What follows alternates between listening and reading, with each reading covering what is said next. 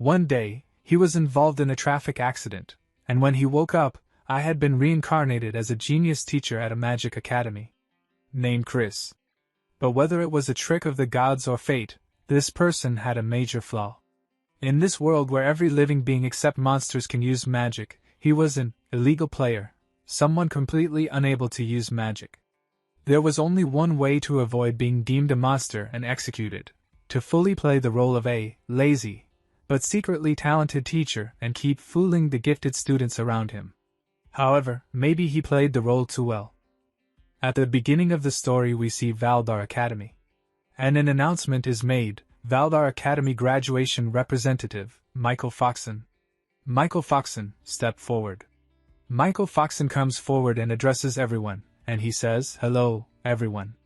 I'm Michael Foxon, a graduate of the second class of Valdar Academy." Then we see the protagonist of this story. He is sitting on a branch of a tree, and he is saying, "Hard to believe that the guy who used to stumble over simple greetings is standing here now. Well, from here, he just looks like a talking cotton swab or something. But really, no one else has hair that white except Michael. You've grown so much, Michael. Not that I actually taught you anything worthwhile as your homeroom teacher. Truly, there were countless events over those years. It was so hard staying in character beside the protagonist of a fantasy novel. But now I've completed the main quest. Goodbye to 3 years of over-the-top character settings. Now begins my long-awaited slow life." Then Michael Foxon says, "But I owe it all to someone worthy of being called a true mentor, Professor Chris." By the way, the name of the protagonist is Chris Doton. And Michael Foxon has just taken the name of that person, due to which he gets shocked, and he says, "Why is my name coming up?" And Michael Foxon further says, "If I hadn't met you, I wouldn't be who I am today. Thank you for never giving up on me, even when I was weak and pitiful, and for guiding me. I also know you have your reasons for not being able to stay at the academy any longer.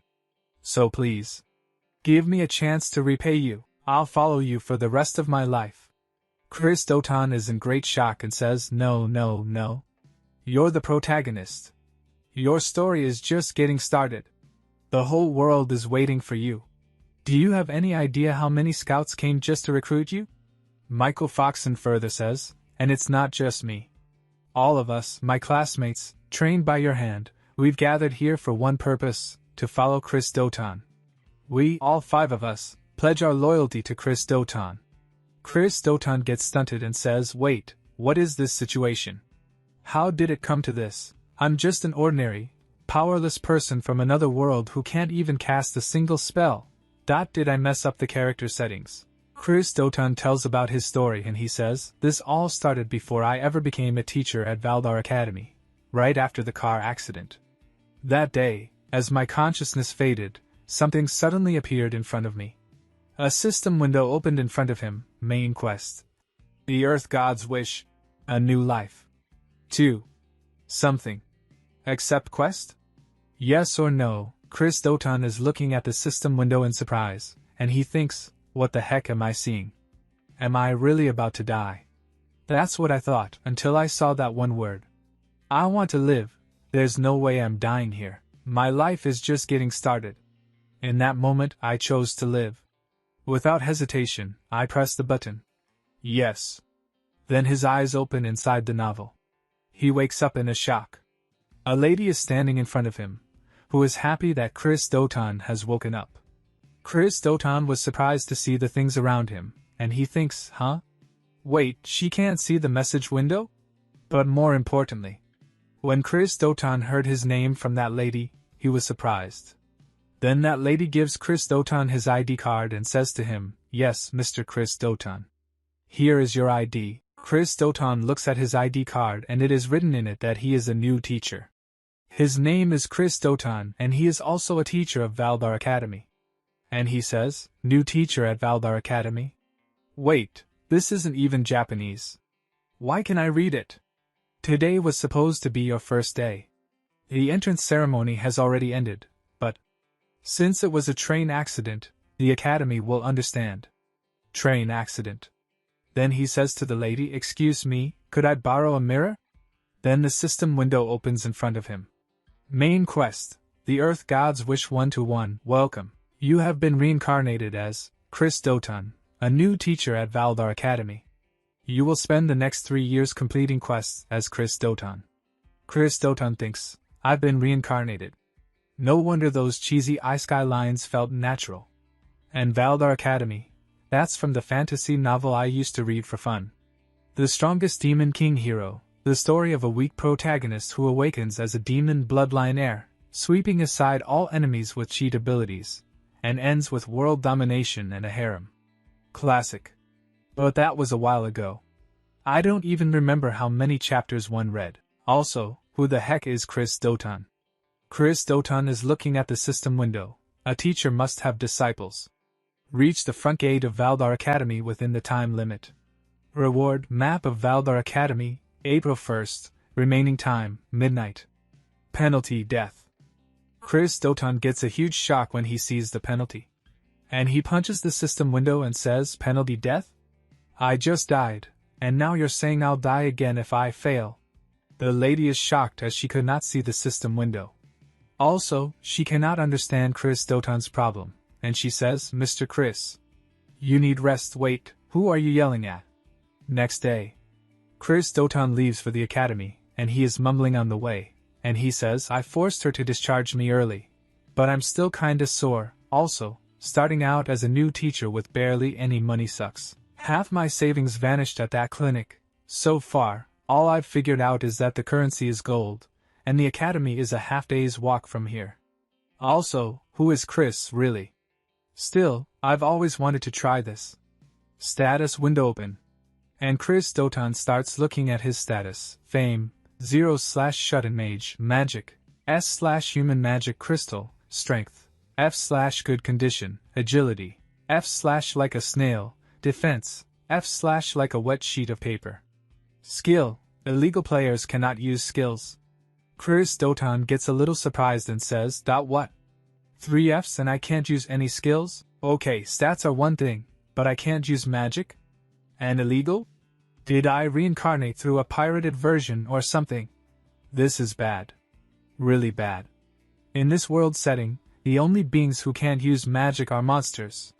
And I'm supposed to be a teacher at the continent's top academy? This isn't just bad, it's a death sentence. Maybe I should run away?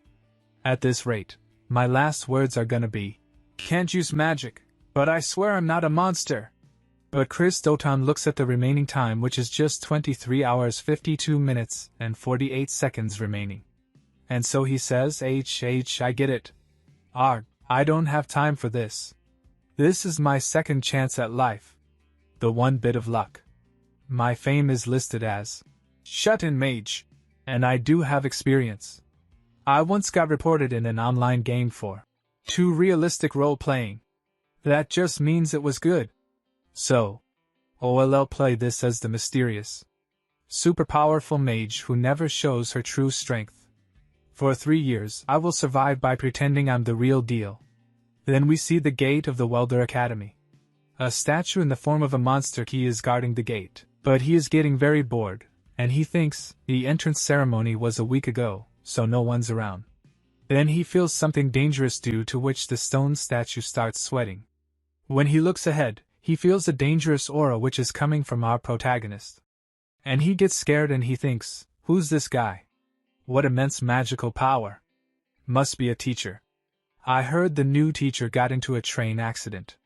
It's only natural for academy teachers to have monstrous power, but no. This is far beyond that. That scar on the forehead. Hair black as a wild beast's mane. Skin pale as moonlight, eyes sunken like midnight. This is death. Death itself, in human form. Those red-black eyes have seen countless ends. There's a void behind him, a heavy emptiness. Chris Doton stops in front of the monster and says to him, to post a mere pebble like me at the gate. It's a disgrace to the academy. The monster was scared. But still he says to the protagonist, you there, state your name and purpose. The protagonist smiles and says, new teacher. Chris Doton. Now open the gate. Then Chris Doton goes inside the academy. But he was very scared inside. And he says, phew, that was close. I seriously thought that was the end of me. Well, at least I made it on time. But hey, this character setup is actually kind of cool. I'll call it the totally unmotivated ultimate teacher. A deadbeat who naps in front of his students instead of teaching, but in truth, a battle-hardened, overwhelmingly powerful warrior. The kind of person who guides the protagonist with sharp, insightful advice. In his past, Chris lost someone dear to him because of his own mistake.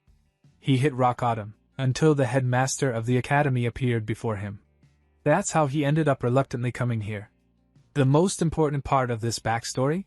He's traumatized and refuses to take on a disciple again. But he's also arrogant, believing weaknesses like you all aren't even worth teaching. If you want to see my magic, then get stronger first. This could work. Chris Doton is so engrossed in his thoughts that he does not even realize that blood is coming out from his wound. And seeing his blood, he gets surprised and says, "Don't tell me. Did the wound reopen from the accident?" The moment I saw the blood, a wave of pain and dizziness hit me. Then only the system window opens in front of him again. Quest complete, you received Valar Academy map for /1 as a reward. Chris Doton gets angry and shouts, "Is this a joke? Forget the map, give me something to heal myself." And with this setting, I can't even run to the infirmary. Then only a student comes behind Chris Doton and asks him if he is alright. Chris Doton turns back and looks at the student, and the student further says, "You're bleeding from the forehead. Looks like you're hurt." Looking at the student, Chris Doton thinks, that crest covering his cheek. This boy has a cursed power. He's the protagonist of this story, Michael Foxon. He hasn't awakened yet, so his hair is still brown. Nervous and awkward, not a trace of the cheat-level power he'll have later. Still, I can't let my guard down. Stick to the plan. Be the totally unmotivated ultimate teacher. Then Chris Doton says to Michael Foxon, "Why are you here? Class 1's still in session, isn't it? What's a new student doing here?" Michael Foxon gets a little nervous, but he says, "I couldn't keep up with class, so the teacher told me not to come to the training grounds anymore." Chris Doton thinks, can't blame them. Right now, all Michael can probably manage is a basic fireball. The gap in skill between him and the others is obvious. Still, there's no excuse for a teacher to treat a student like that. Chris Doton says, "What a jerk." Michael Foxon gets scared after hearing this. He thinks that the protagonist used all this for him. So, his eyes get moist, and he says sorry to Chris Doton. But Chris Doton is shocked and he thinks, "Well, I wasn't even talking to you. Wait, are you crying?" Then Chris Doton says to him, "Ugh, this is a hassle. What class are you in?" At the same time he thinks, this is bad, I need to get him back to his classroom, fast. Then again the system window opens in front of him. Main quest. The Earth Gods wish 2-1. Today is your thrilling first day. As the new homeroom teacher for Class X, reach the classroom on time and conduct your first lesson. Reward, Valar Academy map, for halves, monkey keychain penalty. Death time remaining, 9 minutes and 48 seconds. Chris Doton thinks, even with a map, it's not like I know where to go. And based on everything so far, this has got to be my class. Michael Foxon fearfully says, "I am in Class X. Please spare my life." Chris Doton says to him, "Lead the way." And Michael Foxon fearfully says yes. And Chris Doton looks at him with sharp eyes and he says, "Did I stutter? I said lead the way." And now Michael Foxon gets very scared. After some time, Chris Doton has lifted Michael Foxon in his lap and he is taking him to Class 5. Then he reaches the class and puts Michael Foxon down. Michael Foxon is very scared. And there are 2 students in front of him, and they both say, "Whoa, Michael, don't freak out. Could you enter a room quietly for once? Geez, always trying to stand out. Just sit already." Just then Chris Doton enters the class. And then all the students feel something weird and everyone becomes silent. It seems as if silence has taken over the whole classroom. Then the protagonist goes to the front desk and he says to everyone, that every last one of them is trash. This is the bunch I have to teach and guide? Valdar, have you lost your mind? Then the students start talking. Wait. Valdar? Is that the name of the headmaster? Anyway, who is that guy? He's bleeding from his head. Then a student raises his hand and says, "Excuse me, but who are you?" This area is off limits to unauthorized personnel. This student's name is Nika Tot. Class X's honor student. Seeing Nika Tot, Chris Doton thinks, alright, Nika. Michael's friend, if I remember. Then the protagonist tells his name as Chris Doton. And Nika Tot further says, right, you're the one who was late because of that accident. That's why you're bleeding. But Chris Doton asks him to be quiet. But he thinks, I just missed my timing, that's all. Don't talk about it, it's embarrassing. Okay, I made a strong entrance. But now I need to actually teach to clear the quest. In reincarnation stories, you're supposed to start with preloaded knowledge. Why do I know nothing? No choice then. Then Chris Doton gets up from a square and writes something on the blackboard. And he wrote, self-study. And he thinks, I'll wing it with the right attitude. Michael Foxon gets surprised when he sees that Chris Doton is telling them that now they will have to do self-study. And Chris Doton lies down comfortably on the chair and he starts sleeping. At the same time he thinks, this is so pathetic it's embarrassing. But this is when I have to be bold. Act like you aren't even worth explaining things to. Some students say, did he just fall asleep? Right there? He really went with self-study on the first day. That's insane. Chris Doton totally agrees. Is this even going to count as a lesson? Just then a girl stands up and shouts, Mr. Chris. If this is a joke, please stop. This is in terrible taste. You didn't even show up at the entrance ceremony. How dare you insult the sacred education of Valdar Academy? On hearing the girl's voice, Chris Doton understands that her name is Angelina, who is a possible heroine candidate. And Chris Doton thinks, Angelina Sharif. One of the heroine candidates. They called her the Ice Princess, if I recall. And on the surface, she's a duke's daughter. On the surface, anyway. Most of the students here are nobles. Still, I get it. This must be unbearable for her. It might cause problems later, but as Chris right now, this is all I can say. I know about Angelina's tragic past. It stings a little.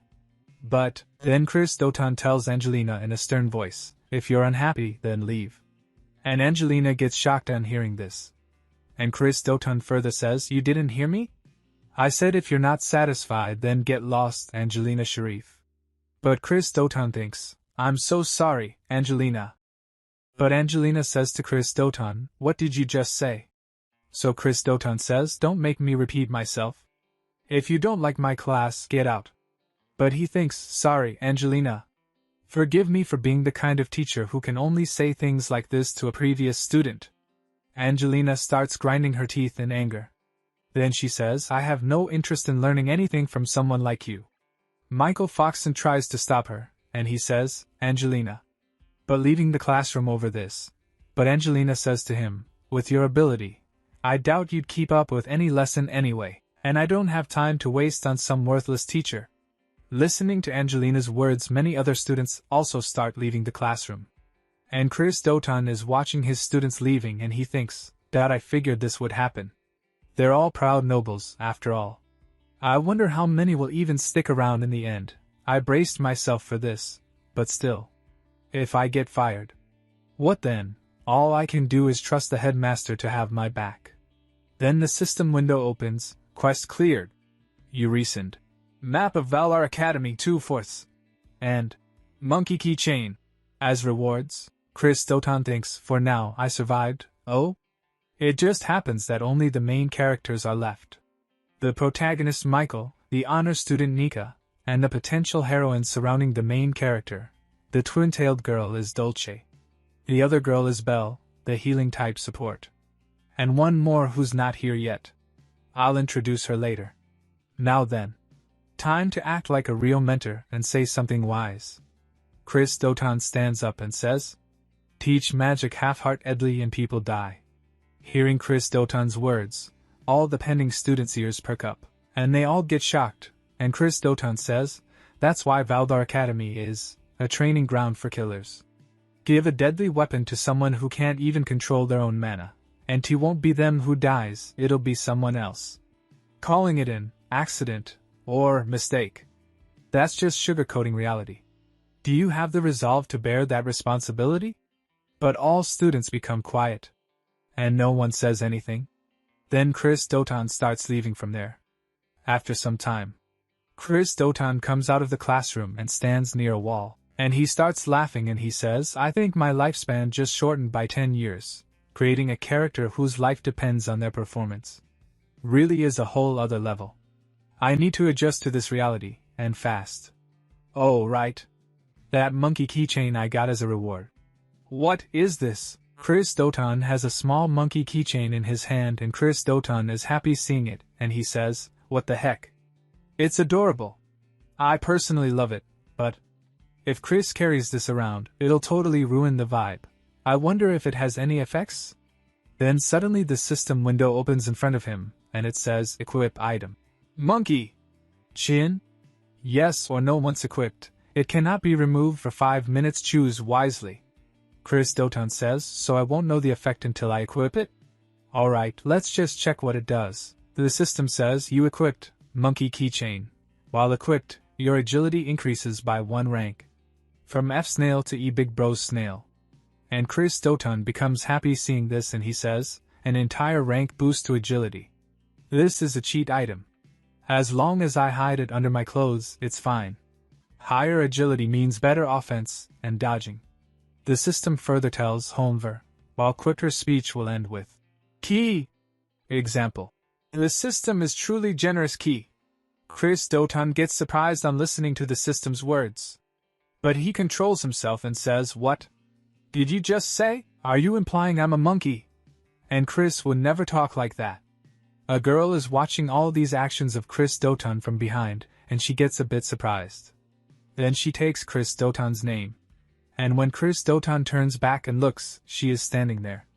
And he asks Chris Doton, why are you here? Then Angelina is unable to move, she stops. And Chris Doton thinks, crap. I should have used a stealth spell. Angelina thinks, the moment those Reaper-like eyes locked onto me, my mouth opened on reflex. There's no way any excuse would work on this person, not even the Duke Sharif family name. I know her type well. People who trust only in their own power and disregard everyone else, arrogant geniuses. That scornful gaze, I've seen it more than enough to last a lifetime. What now? You're not going to check my pockets, restrain me, or stop me from running? Is this what they call silent pressure? Then Angelina says, you saw, didn't you? That I was smoking. I won't deny it. I know it was wrong. I'm sorry. I'll accept whatever punishment is due. Angelina thinks, maybe it's good that he caught me. There's no way he'd let it slide anyway. Even if it hurts my reputation, if he tells me, you're unfit to inherit anything, and rejects me outright, then maybe I can finally give everything up and just be free. Chris Doton touches Angelina's forehead with his finger and says to her, pathetic kidkey. Angelina thinks, YH? What does that mean? That look. It wasn't scolding or furious. It was like someone who had seen another suffer and meet a tragic end, just like them. Trying to numb the pain through reckless behavior is foolish and short-sighted key. No matter how powerful you are, you can't redo the past. That regret. That way of seeing echoes of the past in similar moments now. You're just like me. You're human too. So you weren't just some tyrannical generalist after all. Then Chris Doton starts leaving.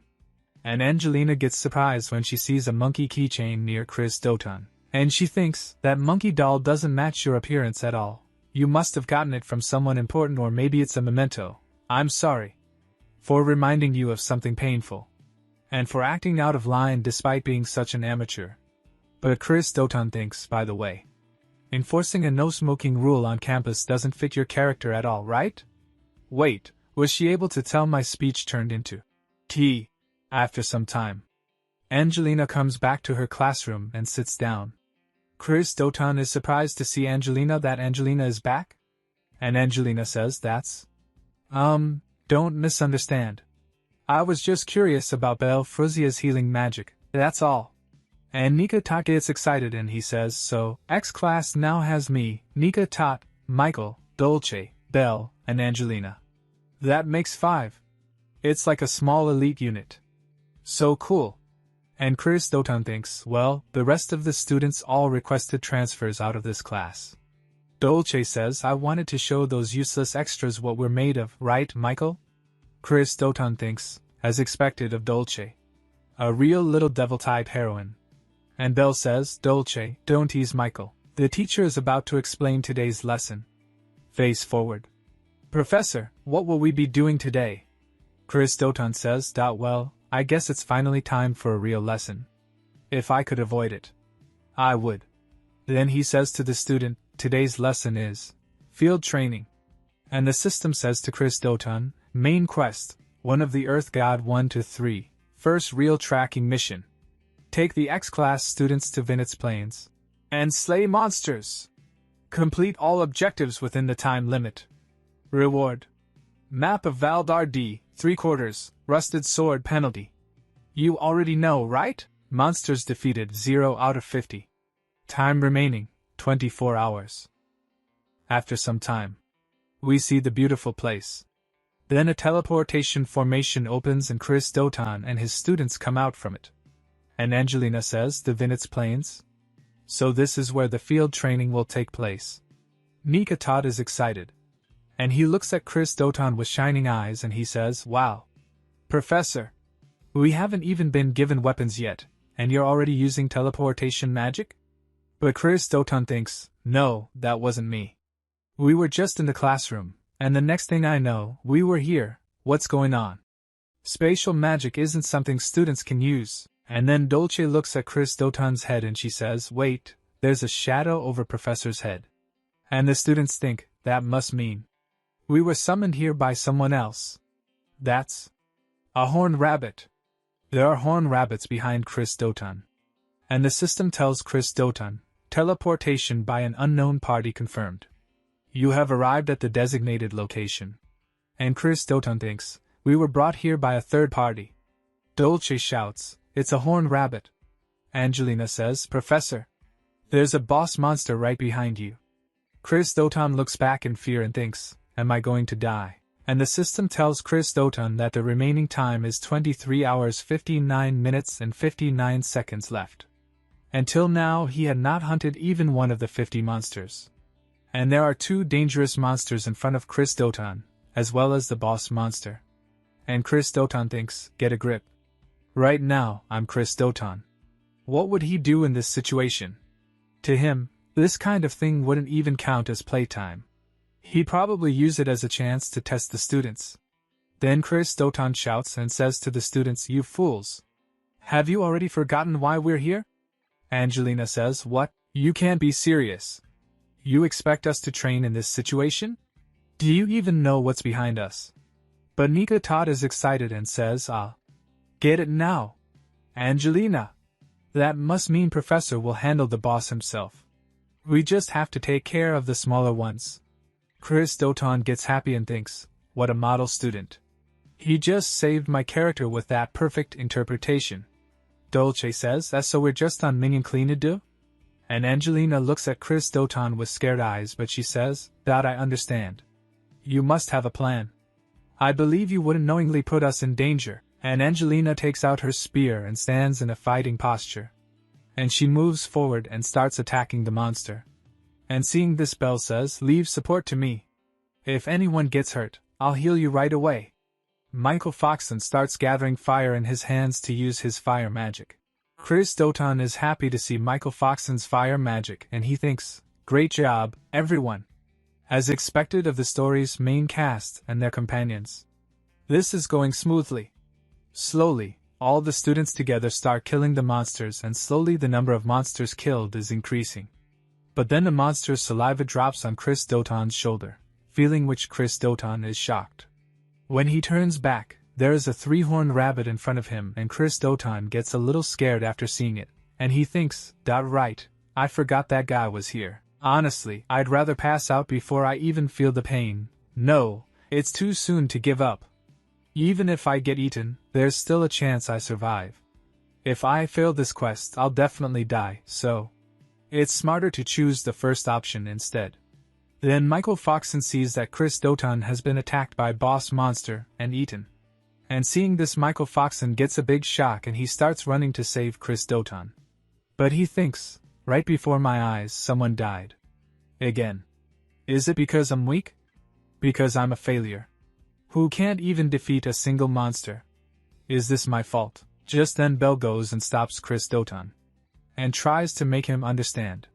But Michael Foxon says, let go of me, Belle. Professor's still over there. But Belle says it's already too late. Professor sacrificed himself for us. Monsters that size get sluggish once they're full. But Michael Foxon says, no. You're wrong.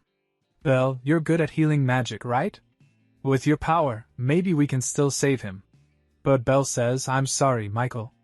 And Michael Foxon starts remembering his old memories when he had stopped Chris Doton.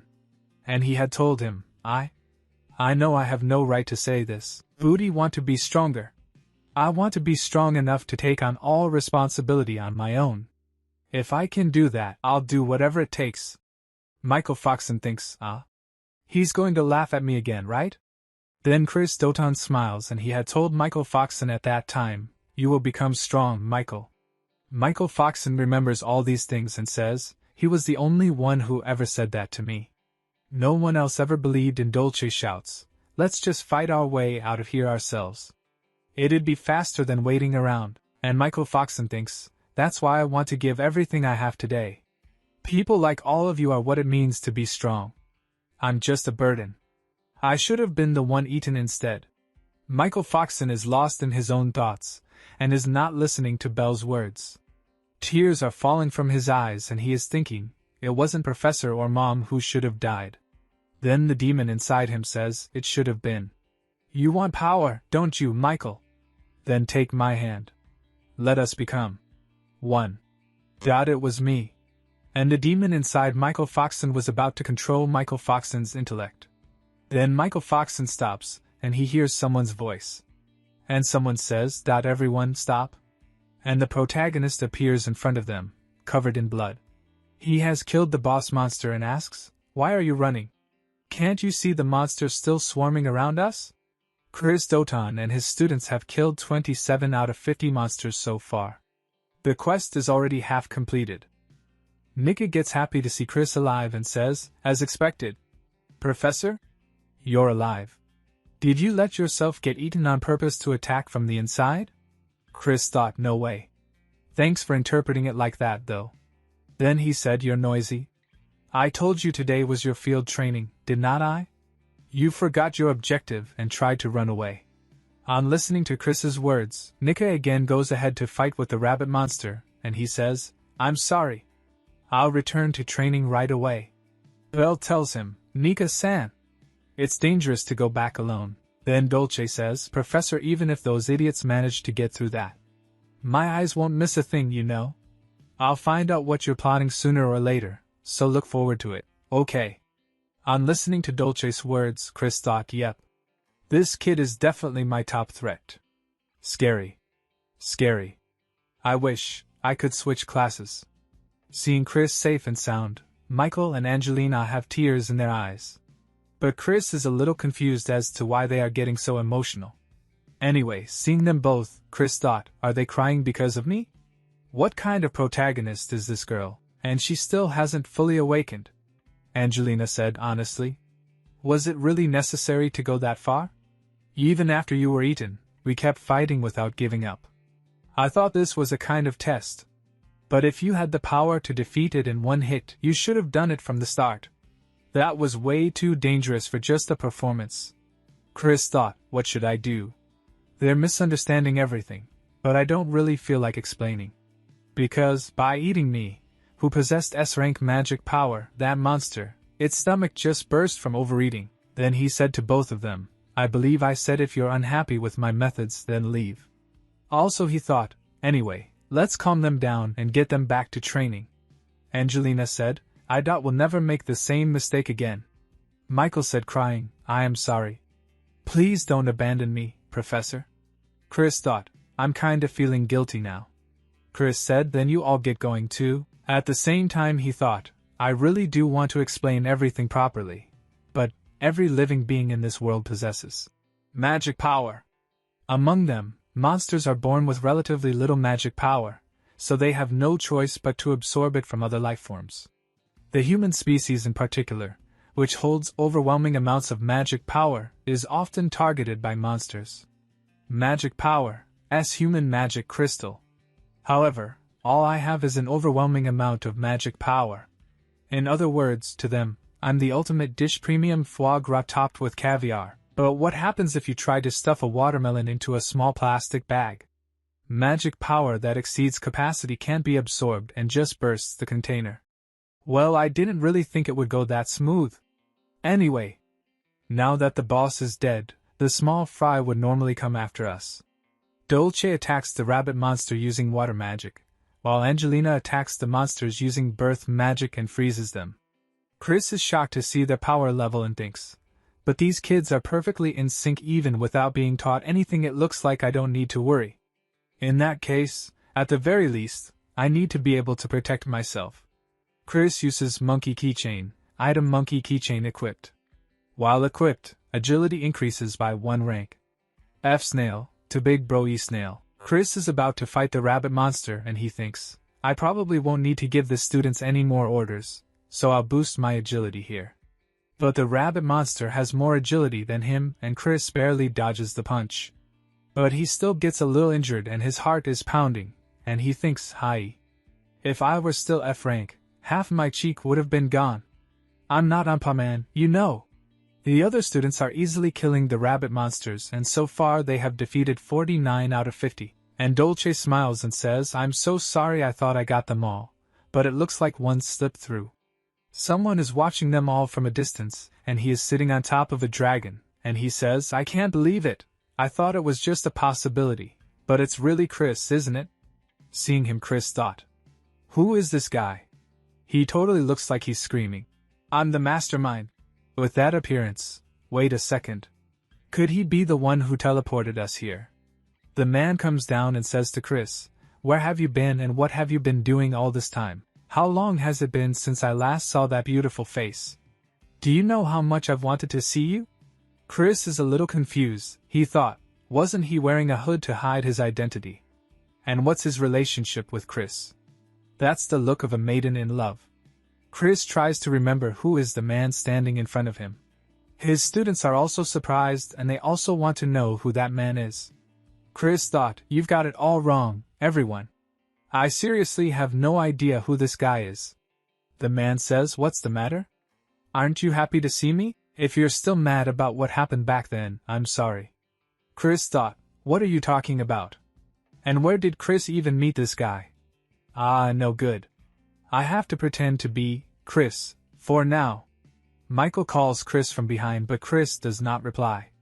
When Michael sees Chris's serious face, they become a little cautious, and they think that man is dangerous. It's the first time I've seen a professor be so cautious. Michael thought, on top of that, he commands monsters like they're his own children. Could he be the one who unleashed the rampaging horned rabbit? And the man said, I thought someone had killed my precious darlings, but to think it was Chris. Michael thought if it weren't for the professor, I'd have been killed without a word. The man said the master said he wanted to check on the young master's progress. I was thinking about killing one of his friends right in front of him, but I never expected you to show up. Try to see things from my perspective too, okay? Chris's students get scared after hearing the man's words but Chris asks them to remain calm. And the man further says, you're the one who ruined my mission, so why have you been quiet all this time? Well, I guess making excuses wouldn't suit you anyway. Michael thinks, Professor. Despite having such a face full of murderous intent, why do you just accept it without fighting back? Could it be because we're here? You can tell how furious that person is just from their aura alone. It's difficult even for Professor to defeat that person while protecting us. It's frustrating. I'm still nothing but a burden to the Professor.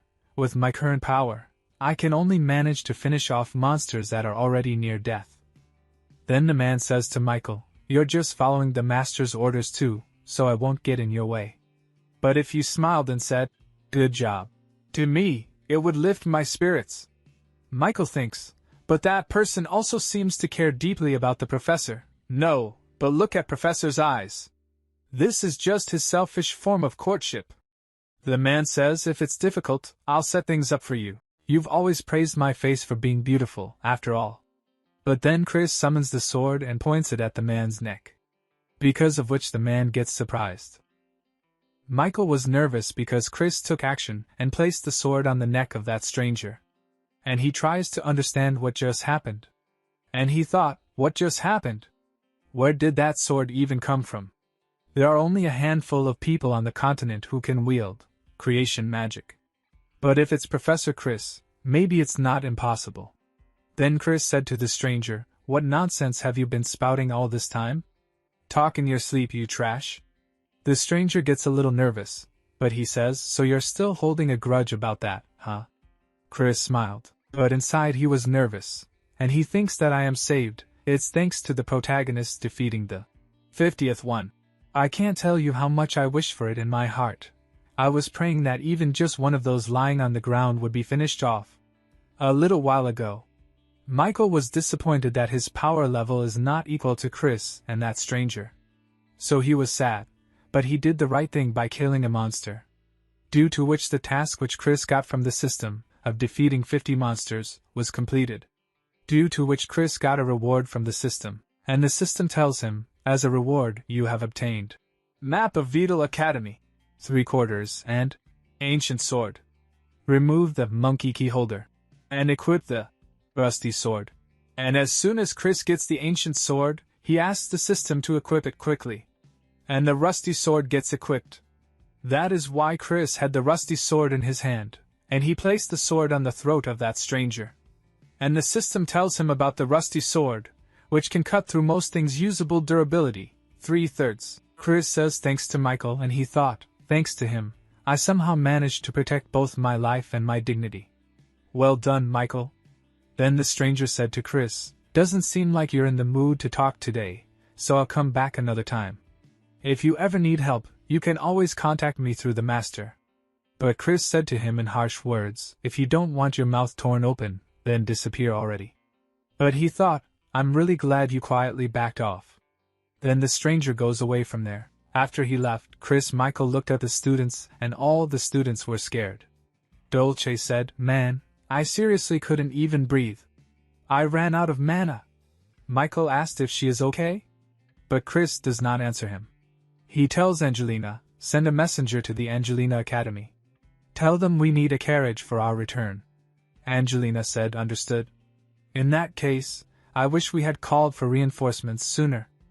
But Dolce said, if only the teacher used spatial magic, it would have been over in a flash. Chris did not answer Dolce's question. Instead, Michael said, Miss Dolce is just tired, and maybe she wants some time to think about things. Hearing Michael's answer, tears came in Chris's eyes, and he thought, I'm really glad you were here today, Michael. Then, all members of Class X returned safely. The next day, Chris is completing his daily routine, but he thought, starting off hard, What kind of life has Chris lived up to now? I thought about it on the way back. That bandaged guy is probably the character named Maria. But there aren't many who can create chimeras or control monsters. There was no visual description of them in the original story, being followed by someone that obviously shady. I can only sense trouble coming.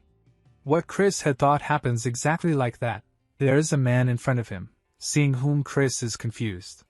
By the way, this character's name is Eugene, who is the homeroom teacher of Class Y. And he said hello to Chris and said, you haven't had lunch yet, right? I did not see you in the cafeteria. Chris thought, looking at Eugene, alright? Him too.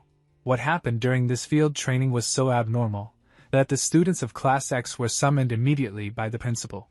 However, for some reason, the principal's decision was to reinforce the defense magic circle and to impose a gag order regarding the incident. And also, one person was assigned to monitor me. It's this narrow-eyed teacher. The principal probably realized the person who approached me was part of the Demon Lord's army. And since there's a chance I'm colluding with them, he assigned this guy to watch me. Over a decade ago, the Demon King was defeated by the Holy Emperor and is believed to have vanished from this world. But just like in every fantasy cliché, he's been lurking in the shadows, scheming his resurrection. The protagonist holds himself back and takes revenge on them. That's the premise behind the strongest Demon King hero in this story. I'm in a tricky position, caught between the principal, who's on the Holy Emperor's side, and the Demon Lord's army. If I get on this guy's radar, I'm seriously screwed. Eugene asked Chris, "What do you say? Want to have lunch together?" But Chris said, "You've been babbling non-stop. You're such an eyesore, so disappear already." Eugene said, "I see. Was my voice too loud? Then, how about this volume? I actually get told a lot that I have a nice voice." Seeing Eugene's weird antics, Chris gets very angry inside, but he controls his anger and thinks, "Ha! Is this guy a pervert too? Everyone around me likes this or what?" And Chris said to Eugene in harsh words, "I said shut that mouth of yours." But Eugene laughed at Chris's words and said, "Well, that would be difficult." "Well, that would be but if you were to cover them with your own hands, teacher." Chris said, "Shove your own fist in your mouth." Then Chris gets a new quest by the system. Wish of the Earth God 1 to 4. Building relationships with fellow teachers is also important. Try inviting a fellow teacher to hold a joint class. Rewards 1. Map of Vital Academy for 4ths 2. Rotten Mandragora route, asterisk if you fail, you die. Remaining time, 48 hours.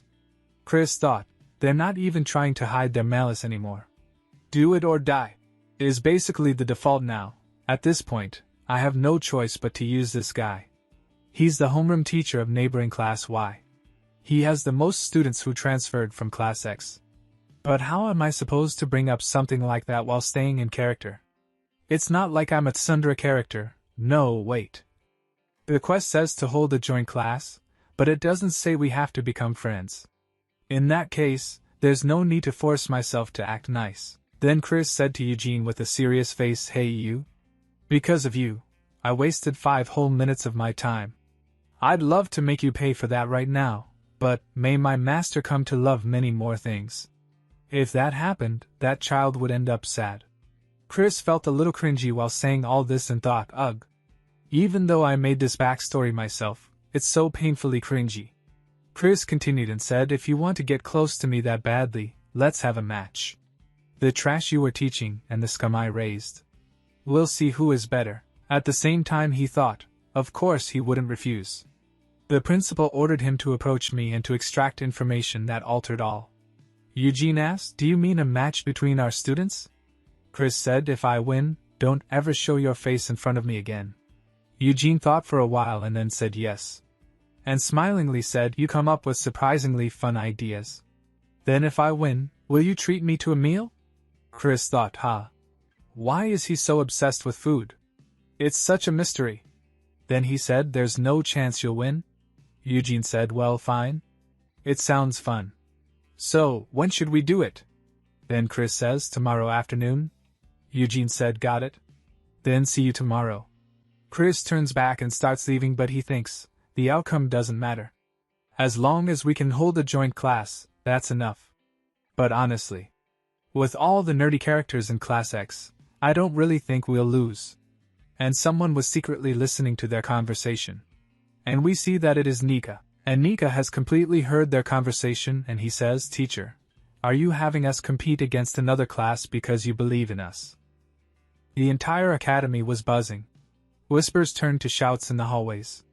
"Have you heard the news? Class X and Class Y are going head-to-head. Let's go check it out." Wait, wasn't Class X the one where half the students tried to quit on the first day? Yeah. Just making eye contact with their teacher is terrifying. But then came the real piece of gossip, one that sent shockwaves through the student body. And the best part?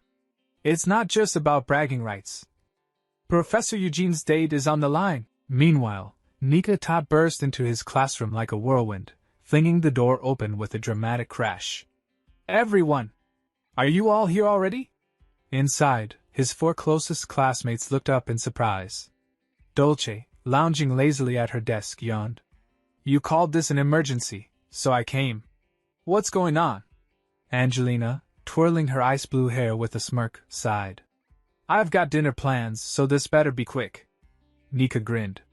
"I'm sure you've already heard, we're going up against Class Y." Angelina shrugged.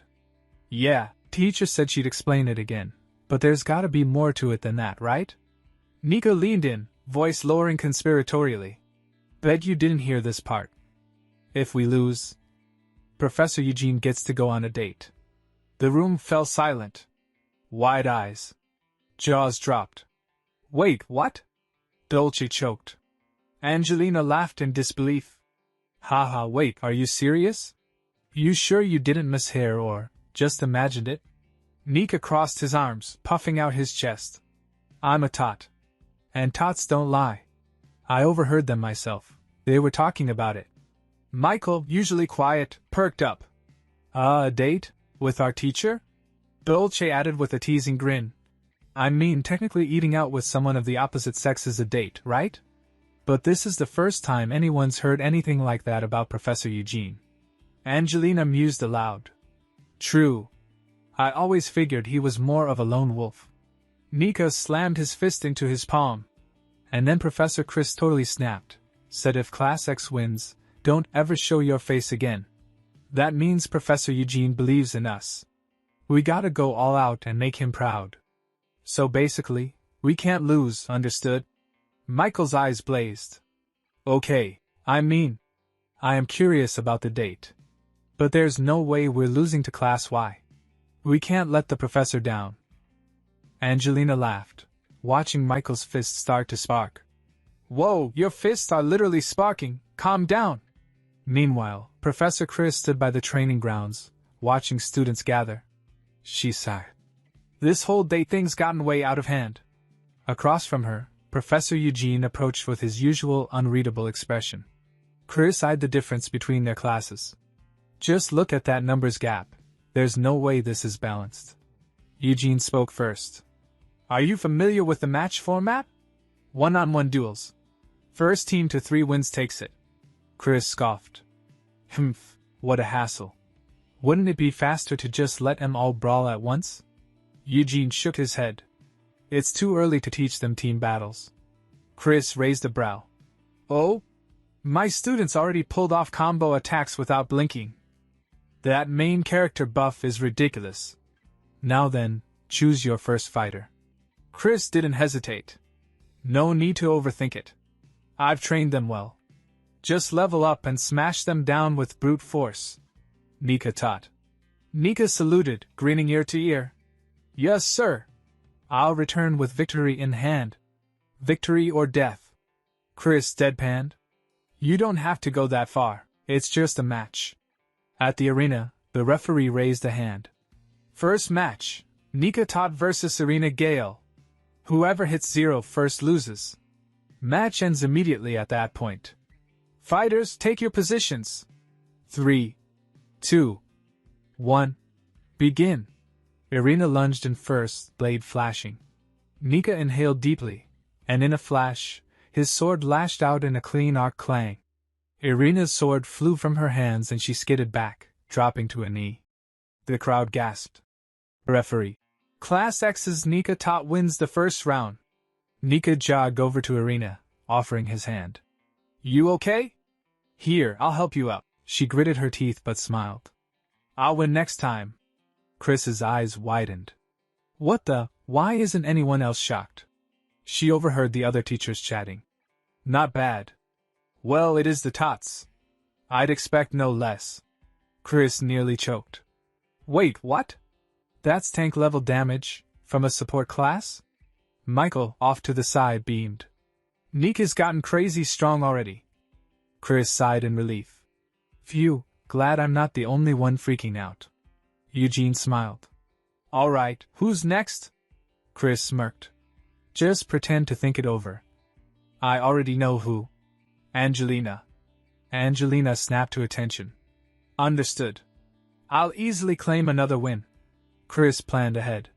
We'll wrap this up cleanly. The Twin-Tails girl will finish it. No need to send in the healers or newbies. Michael looked at Chris with puppy dog eyes. Please, give me a chance. Dolce giggled, catching on. Why is he staring at me like that? Referee. Second match, begin. Angelina summoned her shimmering ice spear and charged. Her opponent parried, but Angelina's relentless assault pushed them back. The teachers watching murmured, as expected from the heir of the Sheriff family, classic ice magic. Chris's jaw dropped. Whoa, all those sparkles and crashes, it looks so damn cool. With a final thrust, Angelina's ice spear struck true, sending her opponent sprawling. Referee. That's enough. Class X's Angelina Sheriff takes the win. Angelina grinned proudly. Naturally. She turned to look at Chris with smug, expectant eyes. Why does she look like my family's dog when it's being smug? I want to praise her, but I gotta stay in character. Chris barked. What are you waiting for? Get back here! Now. Angelina flinched. I was already on my way. Eugene folded his arms. One more win, and it's over for us. Chris cracked her knuckles. Let's finish this cleanly. Dolce. Dolce skipped forward, beaming. Professor! I'll tie them down for you. Dolce suddenly raised her hand and announced loudly. I forfeit. Everyone nearby was caught by surprise. Nika's eyes widened in shock as she quickly spoke up. Eh? Why? Did you suddenly feel unwell or something? You're not thinking of letting the teacher go on a date or something, are you? Hearing this, Chris also turned his head, surprised. He thought to himself, What's a date? Well, whatever. Let's just hear her reason first. Chris then asked directly, Did you get cold feet? But Dolce shook her head with a carefree grin. Nah, it's not like that. I just thought it would be unfair. I mean, it's against the rules for me to participate in a one-on-one match, right? Chris furrowed his brow slightly, his mind spinning. Well, that's certainly true, he admitted internally. This kid has an invisible sixth member of the protagonist's party. After all, she has her twin sister with her. However, that fact was supposed to remain an absolute secret. Due to various complicated circumstances, no one else was supposed to know about Dolce's twin. What are you planning?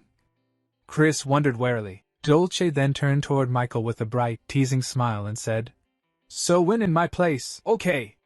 Michael. Chris sighed inwardly. As I thought, she's trying to score points. She probably thinks she's giving the protagonist a chance to shine. Well, it's not a problem to lose once or so. He then called out to Michael.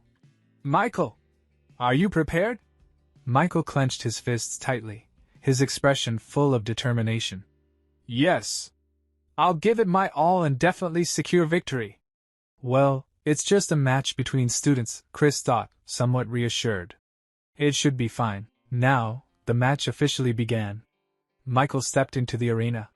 Standing in front of him was a menacing-looking student with a cruel smirk on his face. The academy bully. The bully sneered. Hey, Michael, you cursed, disgusting commoner. You should be grateful that I'm your opponent. The moment Chris saw that student's face, his eyes widened in horror as a cold sweat ran down his back. Oh no. I forgot. There are mob characters who bully the protagonist. The bully stepped forward, provoking further. Hey, don't just stand there silent. Say something, will ya? But Michael remained silent, his face stiff, unable to respond. Chris clenched his fists. It can't be helped that there are characters who provoke the protagonist in this setting. But now is not the time. The bully, sensing Michael's hesitation, grinned maliciously and delivered a cruel, unforgivable blow. How does it feel to come to the academy after killing your mother, you piece of trash?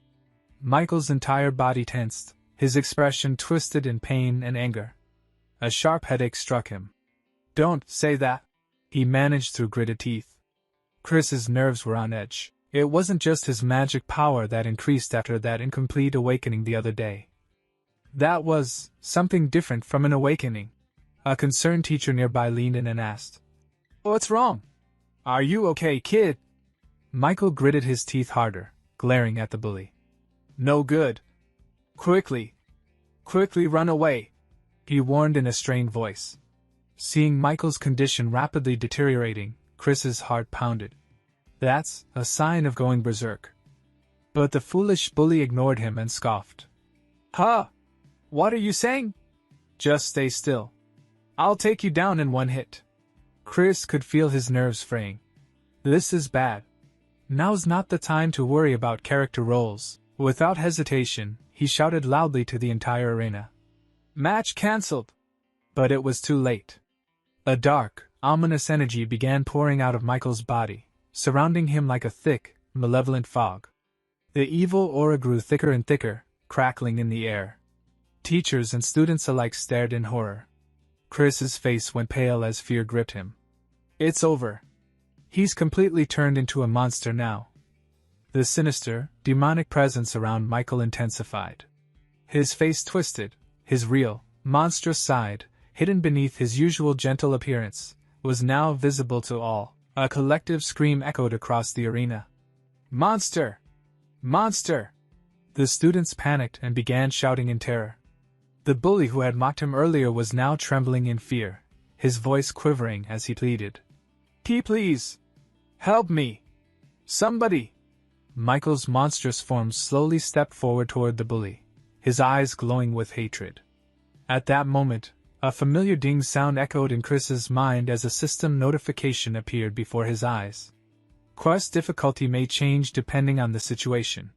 Please successfully complete the class as a teacher. Chris gritted his teeth in frustration. Every single time, they push unreasonable demands on me. They want me to stop the protagonist's rampage, with my own hands. He knew he had no other choice. Without wasting a moment, he quickly moved toward Michael. The students watching gasped in shock. Teacher Chris! Chris clenched his jaw. The only saving grace is, this place is designed so that no one dies. Plus, that kid probably still has some reason left. But before he could reach Michael, Eugene, another teacher, quickly appeared beside him. Eugene summoned magical chains and tried to bind Michael in place. The glowing chains wrapped around Michael's monstrous form, but in an instant, he tore through them with frightening ease and sent Eugene flying backwards. The crowd screamed in terror. Teacher Eugene! Everyone fall back. All faculty members, prepare binding magic. But another teacher shouted in panic. It's no use. It won't work. That abnormal magic power is blocking our spells. One of them cried out. Teacher Chris! What are you doing? Please, run away quickly. But Chris didn't panic. He pushed forward, stepping fearlessly into the corrupted aura. Michael's monstrous figure paused for a moment, his monstrous eyes catching sight of Chris. Something in them flickered. If it's Chris, she definitely won't run away, one student whispered. Michael, though trembling, still retained a tiny shred of his consciousness. His mouth opened weakly. Teacher. No. Run. Run away. Quickly. Chris took a steady breath. I almost broke character from being too scared. But I can't give up here. He still recognizes my face. Now's my chance. Without a word, Chris stepped up and stared into Michael's eyes. Michael's body stiffened as he began to sweat nervously. In an instant, Chris lashed out with a swift kick to Michael's knee, causing him to buckle. He grabbed Michael by the collar and pulled him in close, his gaze fierce and unwavering. He spoke with a voice like steel. Is this the strength you desire? It doesn't matter what fate you bear. If you make a true resolution, you can be reborn as a strong person. That's why I said you can become strong. There won't be a next time. He stared into Michael's eyes. Come back, Michael. The words struck deep inside Michael's heart. His monstrous aura wavered. Come back. Michael. Michael's eyes trembled, his body quivering. Slowly, a trace of his true self returned. And with that, Chris turned to his student and called out. Let's go back, Michael. Without waiting for a reply, he walked away, leaving the tense atmosphere behind. Some time later, Chris found himself alone, his mind still reeling from the recent events. Suddenly, a sharp pain coursed through his body, and he winced, clutching his side. Ow. That hurt, he groaned, his voice tight with pain. I'm gonna die. That's totally right? Just then, a familiar chime sounded, and a translucent system window shimmered into existence before him. Quest completed. You received the Dalua Academy map for 4th Rotten Mandragora route. The map has been updated. Location detection feature unlocked. Rotten Mandragora route. Consumable. Effect. Recovery speed increased by 200%. Side effect? Wish of the Earth God. You've completed all of Chapter 1 of the quest. Chris sighed deeply, muttering to himself. I left those students behind, and that creepy slit-eyed guy too. But I guess I did get some rewards out of it. The Vidalia Academy map, and now I've unlocked location detection. He paused, furrowing his brow. Still, I'm worried about Michael, but... He crouched down near a doorway and cautiously peeked inside a dimly lit room. His heartbeat quickened, but he forced a casual expression onto his face, masking his concern with a thin veil of indifference. It doesn't really fit my character to get involved, he thought. Let's just say it's because I have trauma from losing a student. As he steeled himself to leave, a calm voice echoed from inside the room, startling him. I knew you'd come, the voice said warmly. You really are a kind person. Please come in.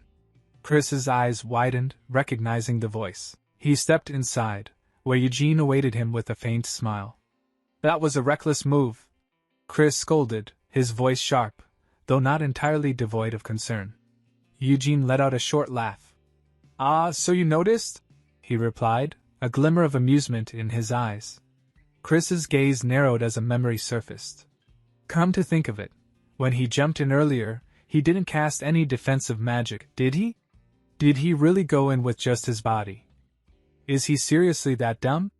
Eugene, as if sensing his thoughts, shrugged nonchalantly.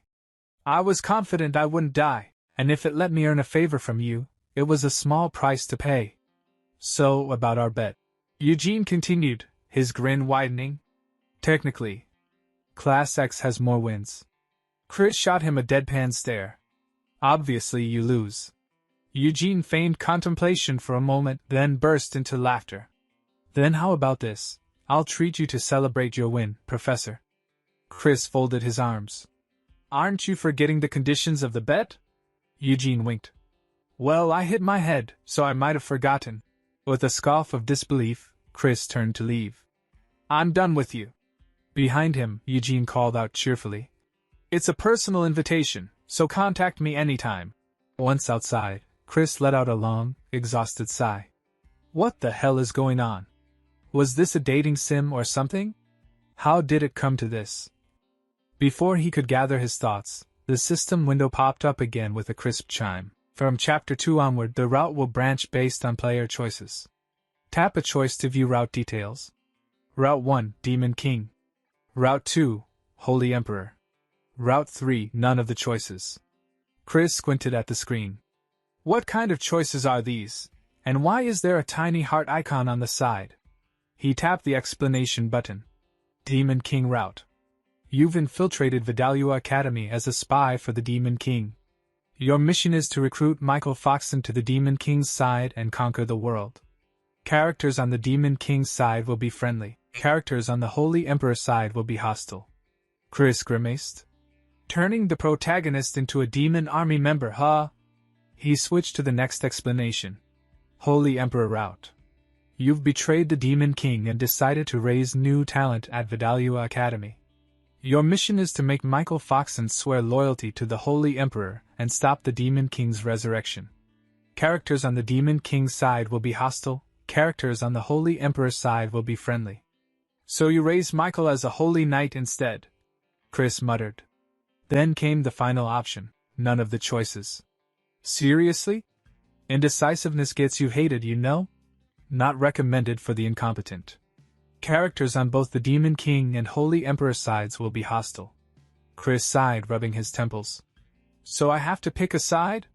Well, yeah, it's safer to belong to a group if you want to survive, but if I choose the Holy Emperor route, I'll have to deal with fanatics like Maria. And if I pick the Demon King route, that perverted slit-eye will turn against me, right? I hate both of them. After a long pause, Chris jabbed his finger at the final option. Guess there's only one choice. Route selected. Good luck. No turning back now. Chris drew in a deep breath and thought to himself, I don't regret this choice. The flap of a butterfly's wings can sometimes stir up a storm. Wait, just a sec. I'm a legitimate main character, right? So why am I getting kicked out of my workplace? The next day arrived too soon. Professor Chris, a staff member called out. You're on leave starting tomorrow, right? The headmaster said you're taking a month-long break, so I'll be taking over Class X. Chris's eyes widened in disbelief. What did you say? A dreadful realization dawned on him. The reason they're suddenly forcing me on leave despite all my usual freewheeling.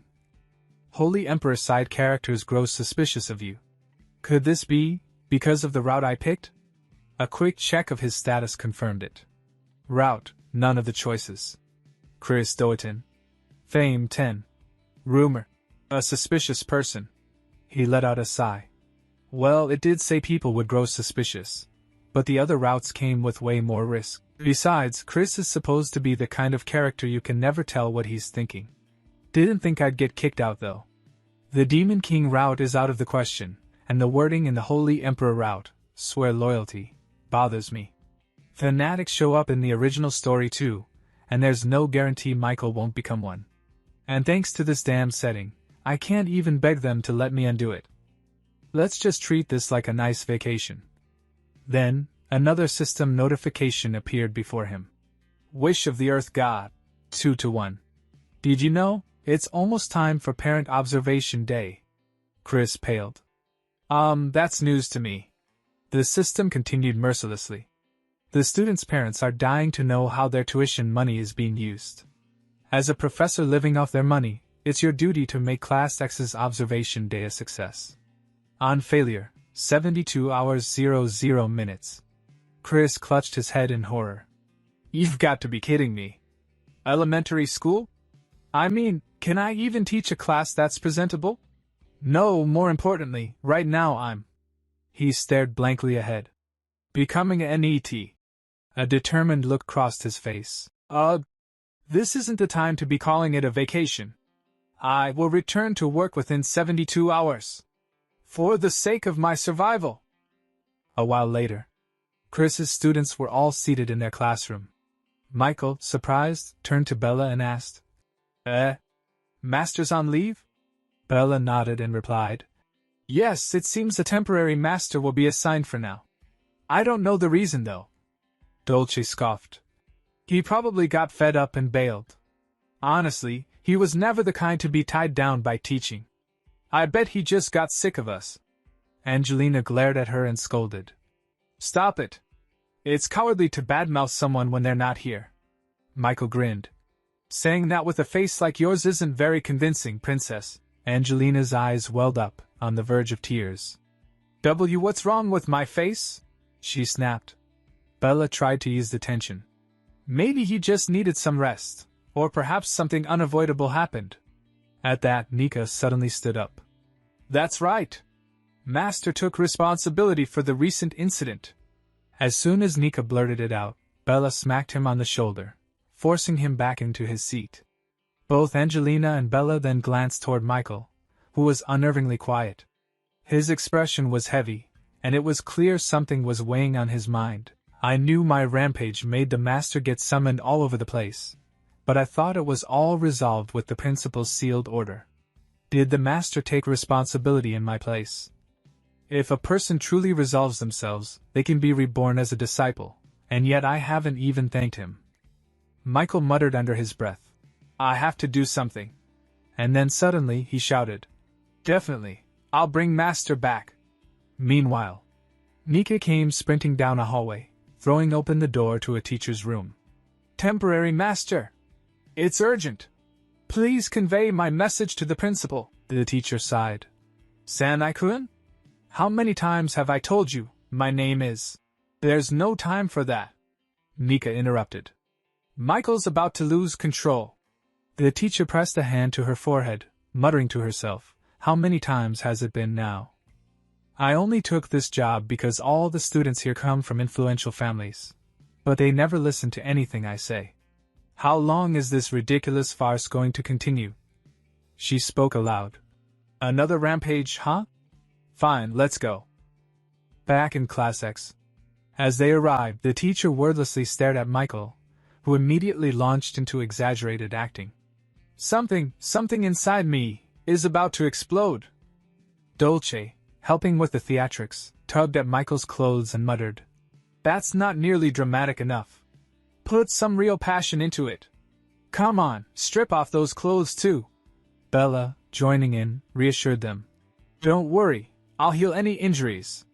The teacher watched their antics and thought grimly, what terrible actors. Finally, she said flatly, Michael, if a student starts going out of control, a spell triggers an alert to the faculty.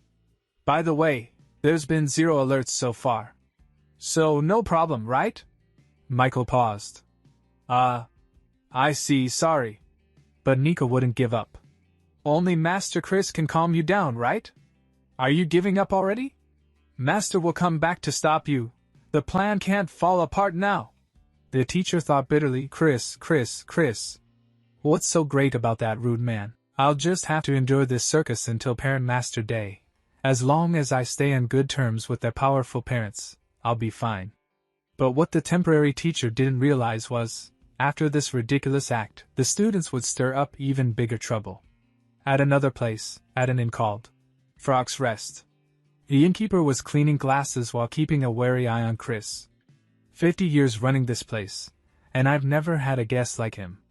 At first, I thought he was just a shady traveler, but he's been sitting there for 3 hours straight, scowling, drinking top-shelf wine, taking over the entire floor.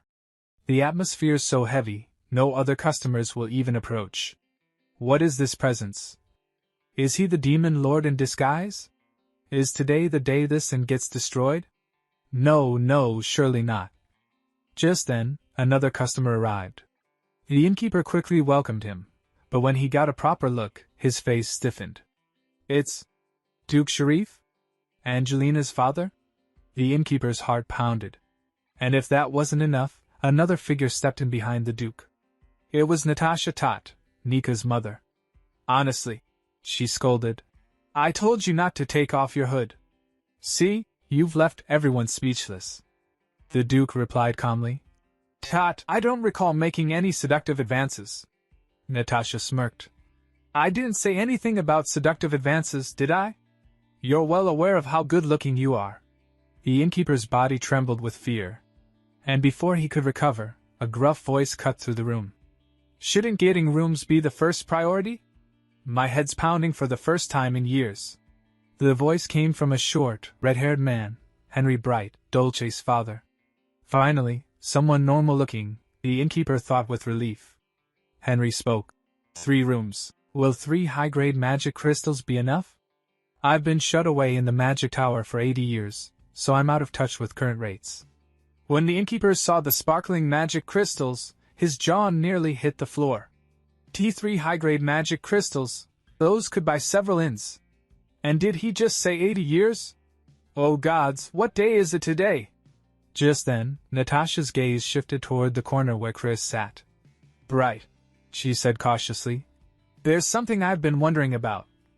She stepped forward, unsheathing her sword and pressing it to Chris's neck. Your killing intent has been leaking since earlier. Do you have business with us? The innkeeper nearly fainted from fear, and the other's attention snapped toward Chris. But Chris remained calm, sipping his wine. Then, with a dark, growling voice, he muttered, Get lost, unless you want your head bashed in. Natasha grinned. Oh? Is that so? Maybe your head'll fall off first. The tension between the two flared dangerously, neither side willing to back down. The innkeeper forced a smile and thought, I'm quitting the inn business. Chris's hand shook as he still held the bottle. He thought to himself that none of this made any sense. All he had done was come downstairs to escape a cockroach. He was sick of the ticking clock in his room and just wanted a quiet drink. Then came the bartender's cheerful welcome, followed by them, Sharif, Tot, and Bright. The Duke of the Knights, the head of the Mage Tower. Why were they here? Then a terrifying word blazed through his mind, parent meeting. No way. His stomach twisted. This is too sudden. I'm not ready. They won't recognize me, right? He stayed in the corner, hoping to vanish into it like a roach. If he kept quiet, maybe they'd leave. But life never let him off easy. Natasha's gaze turned to him. She said his killing intent was still rising, and that his presence alone was suffocating. Chris didn't blink. He knew if he looked away, he'd be dead. This wasn't just anyone. This was Natasha Tot, the famed Red Knight, mother of an honors student, and one of the kingdom's most elite warriors. Her eyes dropped to the sword at his hip. She asked why he hadn't drawn it. Was it just for decoration? Chris panicked. When did she notice my sword? That blade could only be drawn 3 times in total. He couldn't afford to waste one now. Then it clicked, she was a knight. If he didn't strike first, she wouldn't either. Thank the gods he hadn't acted on impulse. Let's keep it simple, he told her. This wine's better than anything in the Red Kingdom. He stayed still, calculating before adding. If I draw my sword now, this entire block will be gone. Then no one will ever taste this wine again. That'd be a waste. He took a slow sip, musing that if the bartender kept charging so little for this, he'd go broke by next week. Natasha laughed. She said it was ridiculous that in a moment like this, he was actually worried about the tavern's future. Then she sheathed her blade and apologized for the intrusion, introducing herself properly as Natasha Tot, newly appointed Red Knight.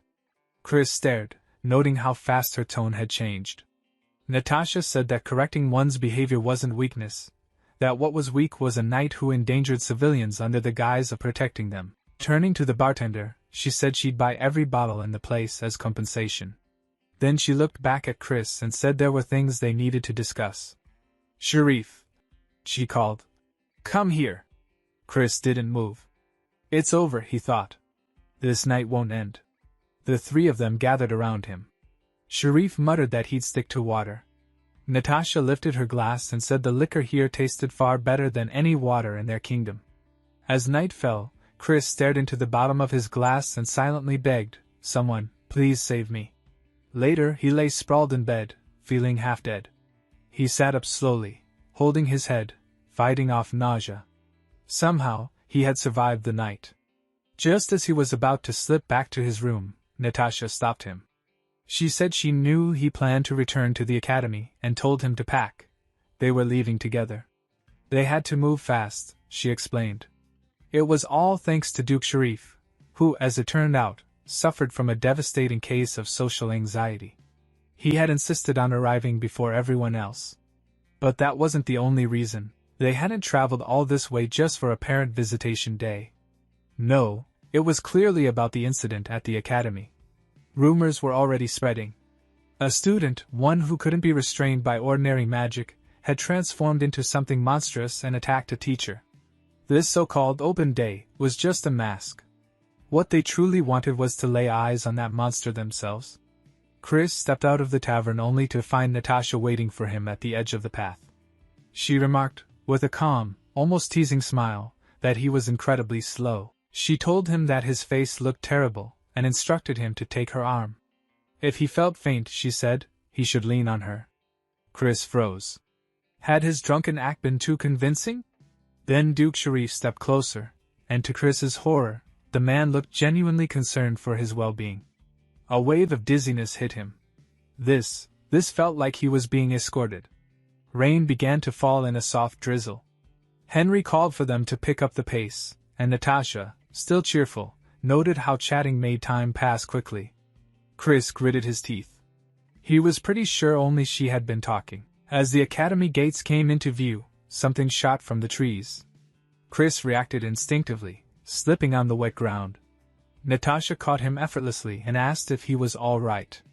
Then, without hesitation, offered to carry him. Shouts rang out from the distance, students calling for their teacher. Chris hissed for silence, but before he could do anything, a beam of golden light sliced through the rain. Nika's longsword caught Natasha's arm mid-motion. Top family light magic, unmistakable. Chris stared, stunned. That young man, was that Nika? It couldn't be.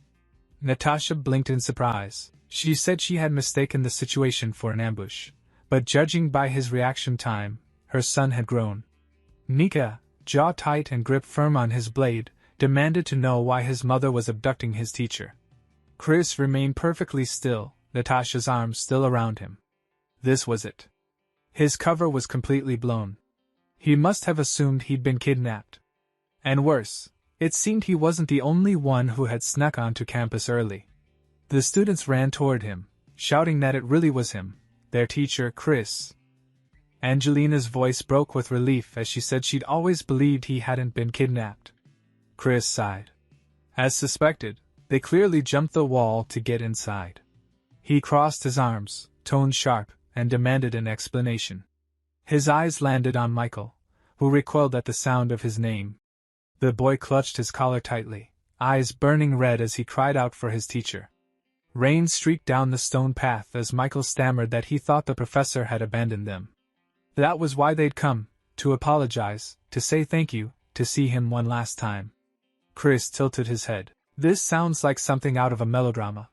Still, as he looked at the drenched, trembling student, something in him softened. These students were strange, yet they made him want to be better. He exhaled and muttered that they'd be nothing but trouble. Then he raised his chin and told them to return to the academy. Surprisingly, everything after that went smoothly. In the grand hall, noble parents chatted with careless familiarity. One waved for Lily and asked what horrors she'd put the professor through to make him vanish mid-semester. Another claimed Chris was the only teacher who could handle his granddaughter. A third declared that someone of his caliber was rare, even in their lineage. Chris realized that, whether through pressure or flattery, the parents had made his return official. Still, facing the silent classroom, he wondered what he was even supposed to teach. He wrote, "Independent Study," on the board. Natasha lit up, saying how unique it was. Bright compared it to Eastern meditation practices. Chris glanced over the class, thinking at least those two were no longer an issue. They'd accepted him. But now, he had a different problem, Duke Sharif. The man lounged in the back, face serene. But Chris knew better. He was the one responsible for shaping Angelina into the Academy's perfect princess. A pale hand rose. Angelina asked if she could go to the bathroom. Chris nodded. She stood and immediately wobbled, hand flying to her mouth. Michael reached out to steady her. Duke Sharif narrowed his eyes and remarked that this was unusual. His Angelina didn't act like this. Chris shot up, muttering her name under his breath. She's taking it hard, maybe sneaking off to smoke again. He sighed and followed. Natasha called out, asking where he was going and if he was abandoning the guests. Chris replied curtly that class was over. There was nothing more to see. The doors closed behind the noble visitors. One muttered it was a letdown. Duke Sharif stood silent, while Bright simply said they should get a drink. Chris reached an ornate door. Muffled sounds leaked through, choked gasps and low groans. He paused, thinking that Angelina must have wanted privacy this badly just to hide herself here. Then a red light blinked on the wall. Dang! A translucent screen appeared, announcing the quest's completion and prompting him to choose a reward. Options scrolled: Frozen Warrior's Shield, Succubus Joy, Ultra Popular Man's Cloak. Chris stared. These rewards are getting weirder. He picked whatever fit his character best and dismissed the screen. Right now, none of it mattered. He entered the room.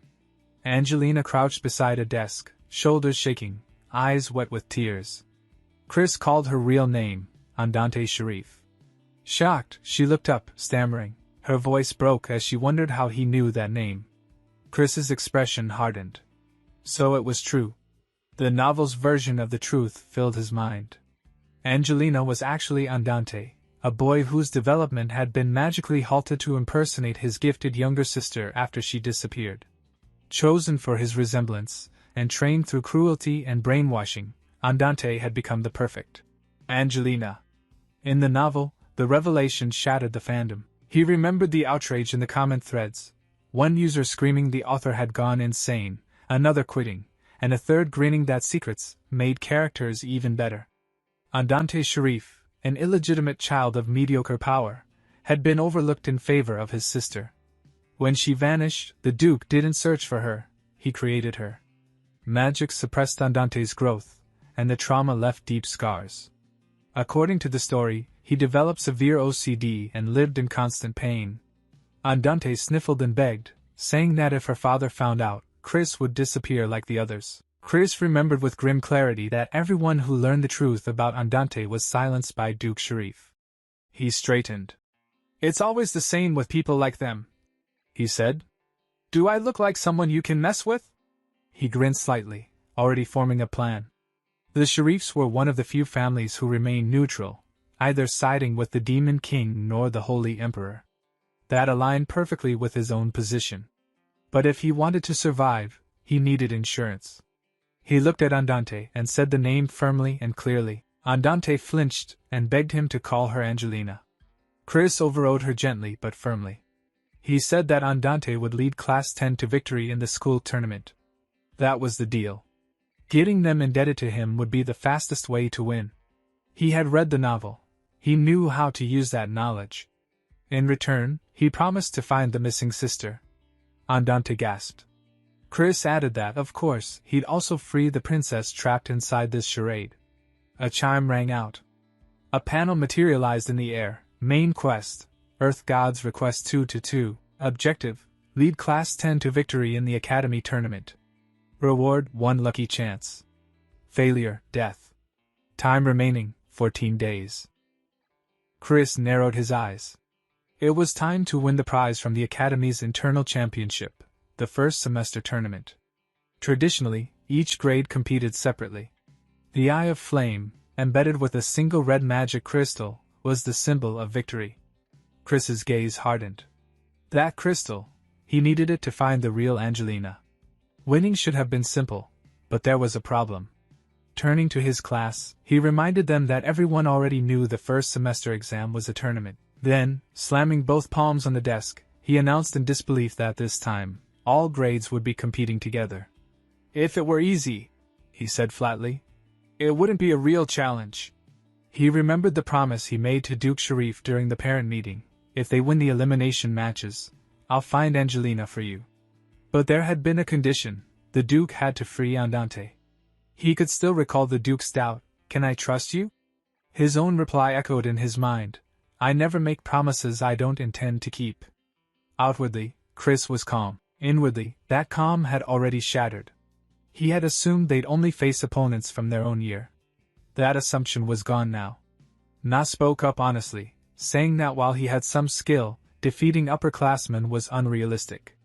Michael, however, clenched his fists and declared that they would give everything, if it meant fulfilling their teacher's wish. Chris's voice was resolute. There's no turning back. Angelina followed with equal resolve. Then we win. There's no other choice. From a distance, Chris watched in silence. He could see how desperate Andante was, pushing himself because of what was at stake. Yet one question haunted him. Could he really turn these students into champions in such little time? He frowned. Something felt wrong. Around this time, Dolce should have been her usual annoying self, but she'd been silent. Nika noticed too and called out to her, asking her to calm Angelina down. When no response came, he asked if she was feeling unwell. Then Dolce finally spoke. Her voice trembled as she said that every year, around this season, a ghost appeared at the academy. Nika furrowed his brow. What are you talking about? Dolce continued, saying there were stories of students who had died during past tournaments. Chris's expression darkened. Damn it. If Dolce was talking about ghosts, that could only mean one thing. The twins were in danger. The sky turned gray and heavy. Days later, the training field stood drenched in rain, statues cold and silent beneath the storm. Nika collapsed to his knees, gasping for breath.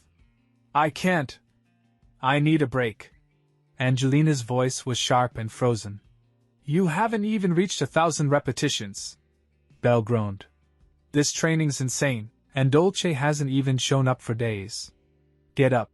Angelina ordered, her tone crisp and commanding. Dolce's absence has nothing to do with your effort. Chris stood off to the side, brows furrowed. Dolce missing training? That didn't sit right. They needed a full team of 7 for the tournament. He couldn't afford any gaps. He tapped his fingers against the window frame, calculating how few members remained.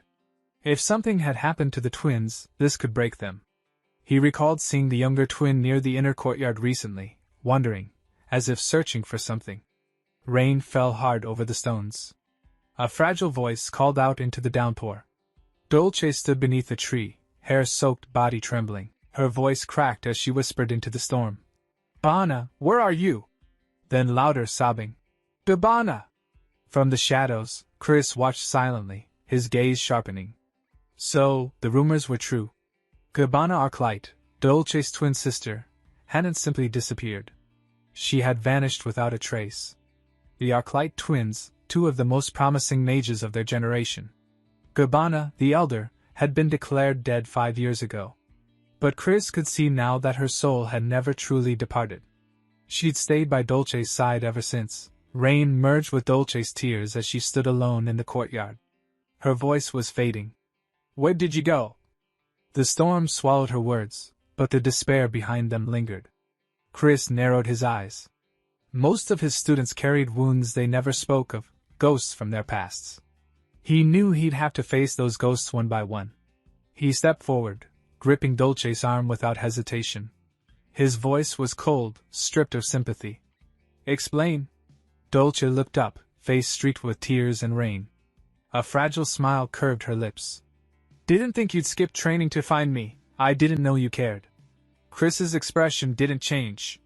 "Don't get the wrong idea. This isn't about you." She sank to her knees, rain running down her cheeks like melted sorrow. "If not me, then what?" His next words stunned her. "Where did you lose Gabbana's soul stone?" Dolce's eyes widened, then softened into a small, rueful smile. "Impressive. I always knew my teacher was strange, but I didn't expect you to sense it." Chris didn't answer. In truth, he couldn't sense a thing. He only knew because of his past life, the original story. In that tale, Dolce had been the one who found the protagonist and revealed everything. Before Gabbana's death, she had sealed her sister's soul inside a high-grade magic crystal. It allowed Gabbana's spirit to remain tethered to the world, but at a cost. Gabbana couldn't stray far from Dolce, and was invisible to others. Losing that stone meant losing her all over again. Dolce's voice dropped to a whisper. "When I woke up this morning, she was gone. I searched everywhere. Without her, my magic is halved. I'm barely holding together." Chris closed his eyes. Part of him wanted to give her rest, but that luxury didn't exist anymore. "The only solution," he said quietly, "is to end the threat fast. Follow me." On the map, a faint red mark pulsed, the last place Dolce had visited. To Chris, that glow meant one thing: danger. The soul stone hadn't just vanished. It had been consumed. Chris's lips curled into a cold smile. "Whatever devoured it," he thought, "will make excellent training."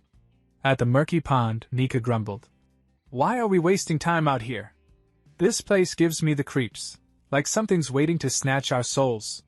"Stop with the superstitions," Angelina snapped. Belle glanced at Dolce. "You okay?" Dolce's face had gone pale. Her shoulders trembled. She already knew what awaited them. Chris stepped to the water's edge. "Everyone ready?" The pond exploded. Water surged high as a massive reptilian creature burst from the depths, shrieking with an air-splitting cry. Its scaled, bloated body twisted unnaturally, and black acid spilled from its jaws, hissing against stone. "The rocks are melting!" Nika shouted. Angelina took command instantly. "Its breath is acidic, long-range magic only. Nika, Belle, maintain the barrier." But Dolce didn't move. Chris noticed. This was her moment, perfect for a twin water mage. Yet she stood frozen. He found his voice, cutting through the chaos. "Dolce! Are you planning to run away again?" Her breath caught. The memory hit, that day in tactical class when she'd stood by, doing nothing. But this wasn't a drill. This was real. The monster reared its head, and from its throat came a warped, broken word. Dolce's blood froze. That voice was hers. The truth struck like lightning. The creature before her had swallowed Gabbana's soul. The enemy wasn't a stranger, it was the last piece of her sister. Rain poured as Dolce faced the beast. Everyone said Gabbana was undead. She whispered once to Michael. That she'd turn into a monster. But she was human. Always human. The magic tower had tried to seize her soul stone for research. That was why Dolce fled here. Chris's voice, cold as the storm, echoed behind her. The rumors weren't entirely false. But remember this, the monster before you isn't your sister. Gabbana was human. And if she could wield magic, what else could she be? Dolce trembled, tears mixing with rain. "You're cruel, teacher. I always wanted to hear those words, but did you have to say them now?" Water spiraled around her. She stepped forward, eyes blazing. "I'm sorry for dragging you all into this. But I'll repay you." With a wave of her hand, a torrent of water roared forward, blasting the beast apart. Chris watched the creature crumble. "No doubt," he said. "The match is ours." The next morning, sunlight streamed through the window. Chris lounged on the couch, remarking that the monster hunt had probably boosted their chances in the tournament. The students had struggled, but they'd brought it down. He noted the creature carried refined magic stones, likely the work of that bandaged man. He'd confiscated the stones, handed them out, and told the students to eat up. Risky, but worth it. Still, he warned them to stay sharp. Na's brothers were manageable, but the second years, especially Rain, were a different story. Rain was a rival, mentor, and headache rolled into one. Just then, a door slammed open. A purple-haired boy stormed in. "I'm here to challenge the class that defeated the garden monsters. Who's the strongest?" Chris sighed. "Speak of the devil." He raised a hand. "Quiet," the boy struck a pose. "Yes, it is I, the one cloaked in chaos, leader of the new generation." Chris ground his teeth. Brad really needs a lesson in humility. Nika leaned over. "Teacher, he's trying to steal our strategies. Want me to throw him out?" Someone muttered that Ryan had too much free time. Chris snapped. "That's not how you speak to a teacher." Inwardly, though, he smirked. His student clearly outclassed this fool. The boy scoffed. "You think you can control me with a finger?" He faltered when Chris's eyes glowed red. Chris stepped forward. "Respect. Speak properly to your elders." The boy laughed. "I don't care about rules." Chris's aura darkened. "You call yourself the strongest?" Laughable. The boy stiffened, muttering that it was a separate issue. Chris said flatly, "Whoever masters the character fans will master Rain. You're not worth my time. Leave." The boy growled. "Your bluff won't fool my emperor eyes." Chris flicked his cape. "Funny. For someone with perfect eyesight, you still wear an eye patch." He activated his system. Super popular guy's cape equipped, illusion of radiant light, active halo effect LV.10, MP drain, 100 per second. Bathed in radiant light, Chris stepped forward. "Can you even see me now?" Blinded, the boy staggered. A flurry of strikes landed before a final flick to the forehead sent him reeling. "Stop pretending," Chris said coolly. "Go home." Red-faced, the boy gasped. "Next time. I want you to take me seriously." Chris snorted. A loser's last spark. But as he turned away, one thought lingered. Did I just give that kid the motivation to awaken? Later, as Chris crossed the courtyard, a voice called out. "Teacher." He turned. A green-haired instructor approached with a bright smile. Chris narrowed his eyes. Too smooth. The man apologized for the disturbance. "Ryan was my homeroom student last year. Never listened, drove me insane. I'm invincible, though." He laughed. Chris sighed. "Figures." Then the man clasped his hands together. "Let's talk over a meal." Chris's inner voice screamed, "No?" The man caught it, chuckling. "Thought so." He handed over a ribbon-tied bundle. Chris blinked. "A bento?" The instructor flushed. "You could see it that way." Chris weighed it. "By tournament rules, I can't accept this. I must remain neutral. For all I know, it's poisoned." "Relax," the man said. "I made it myself. No tricks." "Stop talking," Chris ordered. "I need to plan for victory." The man softened. "Something troubling you?" "When I'm like that, I go somewhere quiet to think." He handed Chris a map. "My secret base. You'll find it easily. An old dormitory, sealed off for years. No one else should be able to reach it." Chris's eyes narrowed. Who is this man? At first, he thought the instructor was just being cryptic, but now he was referencing a dungeon, one that existed in the original story. Could it be, the old dorm is a dungeon from the original story? Only souls who have never lost in this life can enter it. In the novel, the protagonist believed he was undefeated, but was turned away at the entrance. He had forgotten his defeat by the Demon King long ago. Chris thinks, I didn't think it was a very important place, since the dungeon only appeared in the main character's flashbacks. All the faculty members know where it is, but why did he tell me about it in that tone? And on top of that, he even said I wouldn't get caught because of the map. Does he have something to do with the system, or is he, like me? No. Whoever he is, I need to stay calm. But Chris ignores it for now, turns around, and starts walking away. As he leaves, he says, I have no idea what you're talking about. Get lost. But the man keeps laughing and says, You're so mean. I'll be busy for a while anyway, so I won't be able to see you. Call me anytime you miss me. I'll come to you no matter what. Chris, walking away, thinks, damn slick talker. I need to step back and think. That night, Chris stands before a massive dungeon, looking up at it. He thinks I ended up here. I really didn't want to, but I heard that Lion Brad joined the top third-year class. This isn't a tournament meant for first years to win. We're basically guaranteed to lose, so I need a cheat code. And the only way to get that is through a quest or dungeon. As he reaches for the door, he suddenly feels a strange flash. He freezes. A white light fills his vision. It feels enormous, light spilling from every direction. This is the dungeon. It seems right. In this world, a dungeon just means an unknown area. But still, there's really nothing here.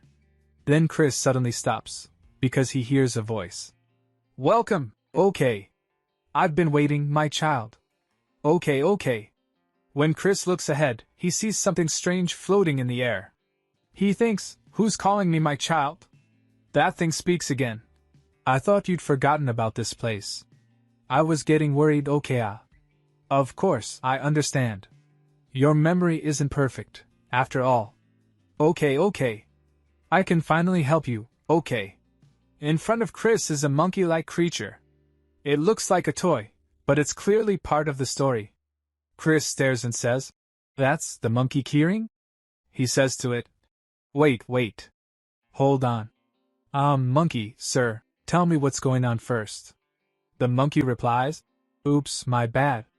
I'm the Earth Gods, okay. Simply put, I'm your support. Okay. Chris thinks there was a word I couldn't hear. But if it's related to the Earth God, just then, a system notification pops up. Main quest, Earth God's request. Chris glares at the monkey, making it flinch. He thinks, is this thing the reason behind all the problems I've been running into? The monkey trembles and says, Why do you look so scary? See, calm down and hear me out. Okay. This happens all the time in fantasy novels. You know, when you meet the Supreme Being. Okay, Chris says flatly. Get to the point. The monkey says, I'd like to explain everything, but that's impossible. The Earth God is on the receiving end of, okay. But if you fail, then it'll complicate things. Okay, Chris thinks, those words I can't hear. Is it because I'm a human inside this novel and can't handle it? The monkey says, I had to use a loophole just to meet you like this. Okay, I wanted to help you. You weren't given enough abilities, don't you think? If you're in a pickle, I can use to make it happen. Okay, Chris says. So you're saying you'll grant me a wish? The monkey nods. As soon as Chris hears that, his eyes light up. He's overjoyed inside and exclaims, Oh, Earth God, so you are real. Thank you. Then he says, Then magic. Let me use magic, but the monkey says, Except for that, okay.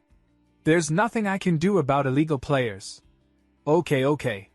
Hearing that, Chris clenches his fists in anger and thinks, illegal, my foot.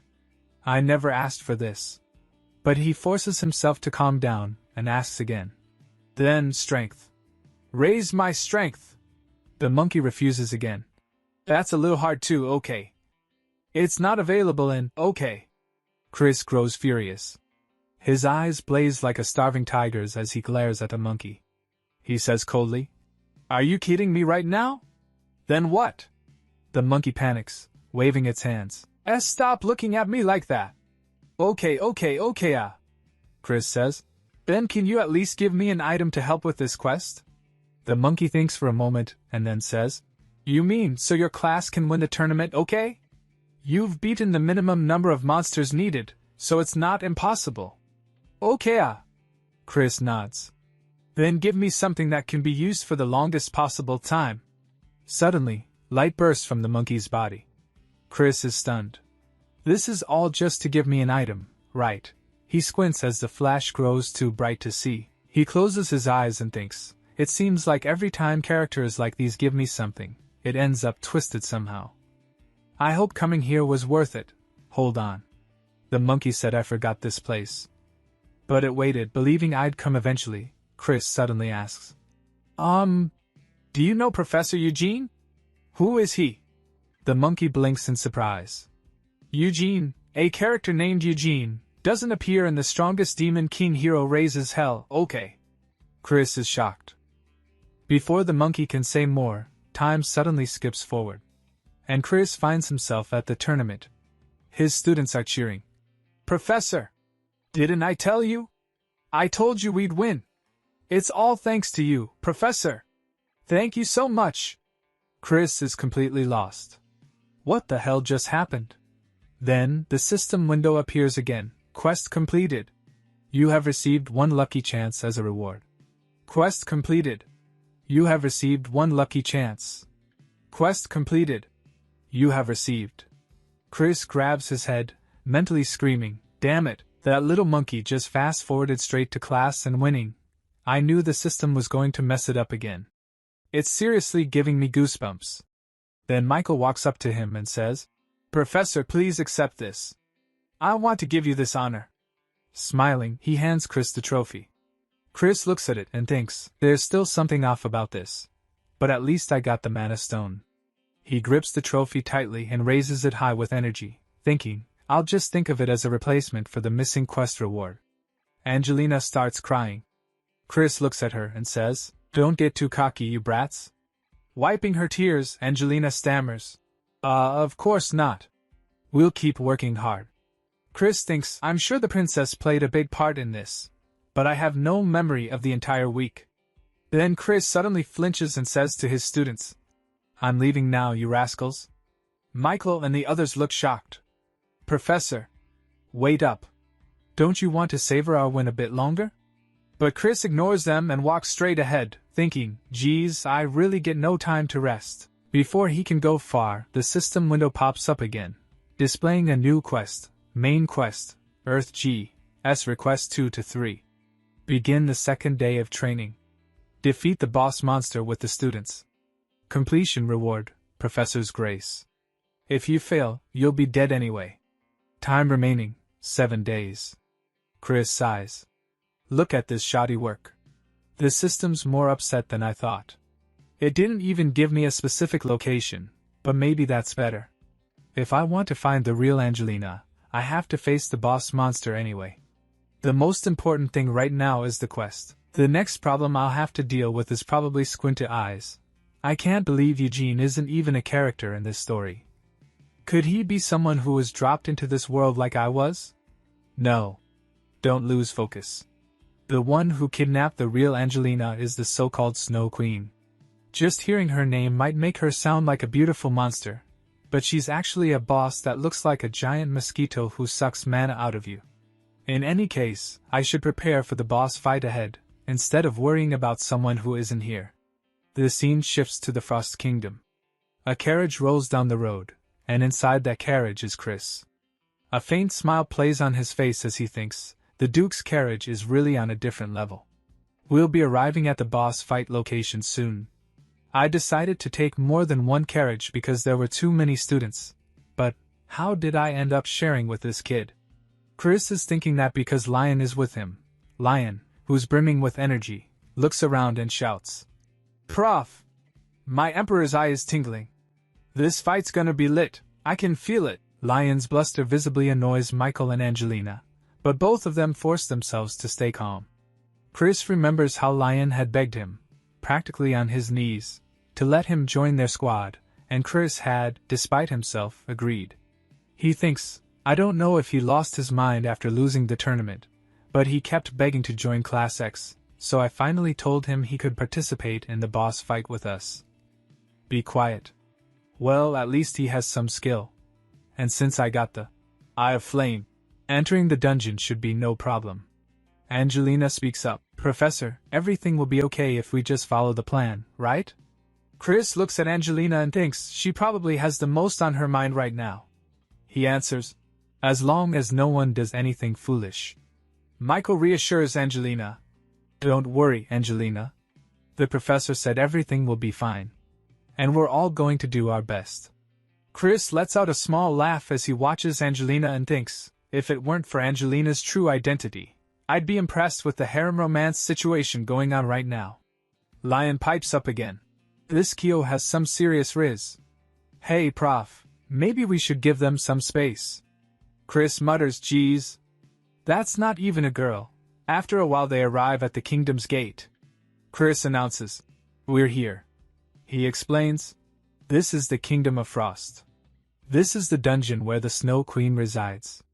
It's been a long time since anyone attempted to clear it. In the strongest Demon King hero raises hell, the protagonist discovers this place while fighting the Demon King's army. It was a complete mess for him because he had to deal with both the Demon King's army and the Snow Queen. But right now, we only have to deal with one of them. I've already told the students about the attack patterns and other tips. Even if it's difficult, knowing how to fight a boss makes it easier to clear. I trust all of you. He raises the red stone, which emits a bright flash. The system notifies him. The Snow Queen invites you to the realm of the shards of the false mirror. The quest's difficulty may change depending on the situation. You are a professor. Please finish this class safely. At that moment, Chris notices a huge white mosquito approaching. He becomes alert and thinks, seeing it in person is pretty scary, but there's no time to be nervous. We have to attack before it can make a move. He calls out, everyone, prepare for battle. But when he looks back, he's shocked. They're not responding. Why aren't they answering? Chris realizes all the students are in terrible pain, clutching their heads and thinking of their parents.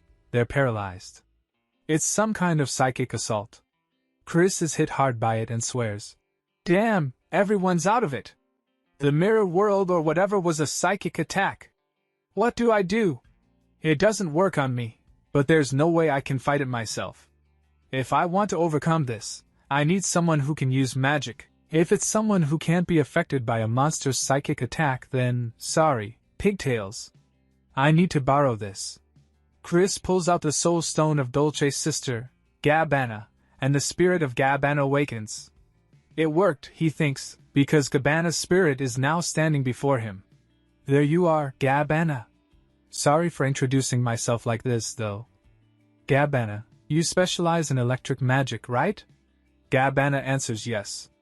Chris scans the students and thinks, out of everyone here, the one who needs to wake up most, and the one who can handle a single electric blast. He points to Belle and tells Gabbana, I need you to wake someone up with a jolt, starting with her. He reflects on how the world of the strongest Demon King hero raises hell works. The more affectionate, kind, and vulnerable someone seems, the more cautious you should be. There's a reason Belle isn't good at offensive magic. Gabbana unleashes her electric attack on Belle, which snaps Belle awake. Belle blinks and sees her professor standing before her. Chris thinks it's because she can compensate for it with pure physical strength. Nika and Lion are strong, but that's just because of their magic. Chris tells Belle, you should probably hide those ears and tail. Belle is startled, touches her ears to check, and Chris thinks, but healers are the real deal, even if she's hiding her true form and power. Healers are a werewolf half-breed. Werewolves have been bred for brutality and force, but because of what they've experienced, healers despise violence. That's why they've become obsessively kind, and why they're the ultimate weapon to use at the last moment. He asks Belle, Frisia, can you dispel this magic? Belle steels herself and replies she'll try her best. Chris thinks, of course, I'll need to avoid using her until absolutely necessary. His attention snaps back to the mosquito, which is moving back toward the kingdom. Chris sees an icy shadow frozen in the ice on a mountainside, and when he looks closely, he realizes it's Angelina's twin sister. This is who I was searching for, he realizes. The mosquito carries that frozen block of ice downward. Chris says aloud. Is that why it was just watching? Because it didn't have enough mana? I need to deal with it before it starts draining Angelina. He looks to Belle and asks. Belle, are you done? Belle says. Almost. But the last one. Chris's eyes go to Michael, who's suffering badly. He thinks, of course, the main character. I guess it's not an ordinary nightmare. I should have expected that. Out of everyone here, he has the darkest past. It's probably not a good idea to let him go berserk again. Especially since he has the skills we need for this fight, Chris tells Belle. Belle Frisia. Prepare a mind link spell. I'll bring him back myself. Belle hesitates, panicked. Professor, are you serious? If anything goes wrong, you could be imprisoned forever, too. Chris considers, really? The main character used it all the time in the story, so I thought it was okay. But I can't back out now, he says firmly. In case you forgot, all of you are still in training. And I'm your professor. The leader must always take responsibility. If anything happens, you can just cut the connection and pull me out, can't you? I think you're capable of that much. Those words bolster Belle's confidence. With newfound determination, she replies, Okay, Professor. I'll manage it somehow. I'll make sure you get out safely, so don't worry. Chris smiles at her and straightens his hair. So you finally understand.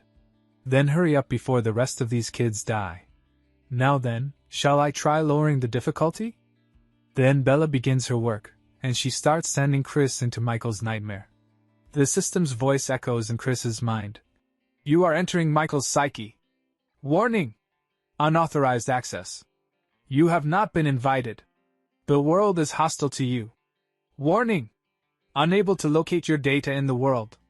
Perception range is limited. Chris now arrives inside Michael's nightmare. He looks around and thinks. Even without the warning, I can tell just by looking. It feels like I'm in some kind of unfinished game. If this place is filled with his trauma, then this must be the village he grew up in as a child. He recalls the main character's past in the original story. His father, the Demon King, killed his human mother. No one came to help, so he went berserk and burned down the entire village. That incident happened at his own house, so let's see, is that the elm tree from the flashback in the novel? Thinking this, Chris walks toward Michael's house, opens the door, and looks inside. Inside, Michael is sitting on the floor, crying, with his mother lying lifeless in his arms. He's desperately trying to wake her up. Just in front of him stands the Demon King. Michael can't believe his mother is truly dead. He cries out for help, anyone's help. As Chris steps inside, he thinks, this seems pretty bad. Seeing the Demon King, Michael screams, Monster! Did you kill my mother? And just then, Chris appears in front of him. Michael freezes in shock, staring at him.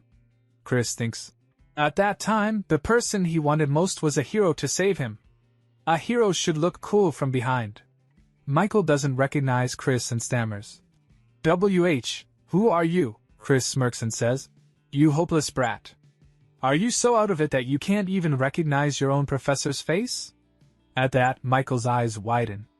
He finally remembers, the one standing before him is his professor. Chris then turns his gaze toward the Demon King and thinks, is that really the Demon King? I can't see clearly. It looks like he's trying to use some kind of magic. Michael panics and grabs Chris's clothes, holding him back. Don't go! It's too dangerous ahead. The Demon King is right there. Run away while you can. But Chris looks down at him calmly and says, Michael Fwishin. Why should I run? Michael, still trembling, replies, that monster. He killed my mother. He'll kill you too. Chris gives a faint smile. You're the one who asked for my help. Just watch carefully. He faces the Demon King and thinks, this is a world where Michael's subconscious rules. In other words, if he's always thought of me as the strongest. The Demon King roars and punches toward Chris. Chris stretches out his hand to block it, thinking, Then that means I'm definitely OP here. A violent shockwave burst out from the Demon King's punch, forcing Michael to squeeze his eyes shut. Then, a voice rings out. I thought I told you to watch carefully, you weakling. Michael opens his eyes. Before him stands Chris, having stopped the Demon King's massive punch, with just a single finger. Michael is utterly stunned. The professor blocked his fist with just her finger. That's the same fist that hurt my mother and destroyed the village. He thinks. Right, she was always someone who easily broke the rules of the world. That's why I always wished she'd be here. Chris says. You weren't waking up just because you were scared of a loser like this? You must think you've got all the time in the world, huh? The Demon King growls and increases his pressure, but Chris still effortlessly holds him back with one finger. She looks at Michael and says, Michael, I don't know what this thing is, or what's up with you. And honestly, I don't really care. But there's one thing I do know. Then Chris grips the Demon King's fist tightly, twists it, and throws the monster across the ground. The demon crashes and falls. Michael stares in disbelief as Chris turns to him and says, This isn't where you belong. So get a grip. You're just embarrassing yourself. Hearing that, Michael looks back toward the Demon King, who's now fading away into nothing. He thinks, she's right. I've grown since this moment. I don't have time to waste trapped in childhood memories. I need to learn from my professor and get better. But, then he says softly, Professor, do you even need someone like me? Chris hears him and thinks, I can't even handle psychic attacks. Is it worth it for her to spend so much effort on me, when I can't even control my power? Michael continues, You came after me this time because you're a kind person, but... Chris interrupts him with a laugh. A kind person? You're funny. She flicks her finger lightly against his forehead and says, You're one of my students. Her words strike deep into Michael's heart. He thinks, Yes, that's right. As long as I'm her student, she'll accept me and guide me. That's enough. Let's go back. Outside, Bella is trying to wake both Chris and Michael. Professor! Michael! Are you okay? Chris stirs awake, opening her eyes. Michael wakes up moments later. Chris looks at him and says, What do you think you're doing, Michael? You're up now, so it's time to train. Hearing that, Michael's determination reignites. Yes, he says. Now all the students are fighting together against the giant white mosquito. Angelina and Dolce launch their attacks in sync, but the mosquito retaliates fiercely, knocking them both down. Angelina grits her teeth and thinks, Damn, we're the same element, so I'm just wasting my mana. But if I can just hold out a little longer, I can save Angelina. Just then, she sees someone approach. It's Michael. He apologizes to his teammates for being late, then prepares his fire magic. He thinks, I won't be shackled by the past so easily from now on. He unleashes his fire magic at the massive mosquito, setting it ablaze. I'm going to be a student who doesn't disappoint my professor. A huge explosion follows, and the mosquito is finally destroyed. Chris watches all of this carefully, a small smile appearing on her face. She thinks, I think I might have just gotten more involved. Is it because I'm too good at role-playing? Then, the system chimes in. Quest completed. You have received Professor's Grace as a reward.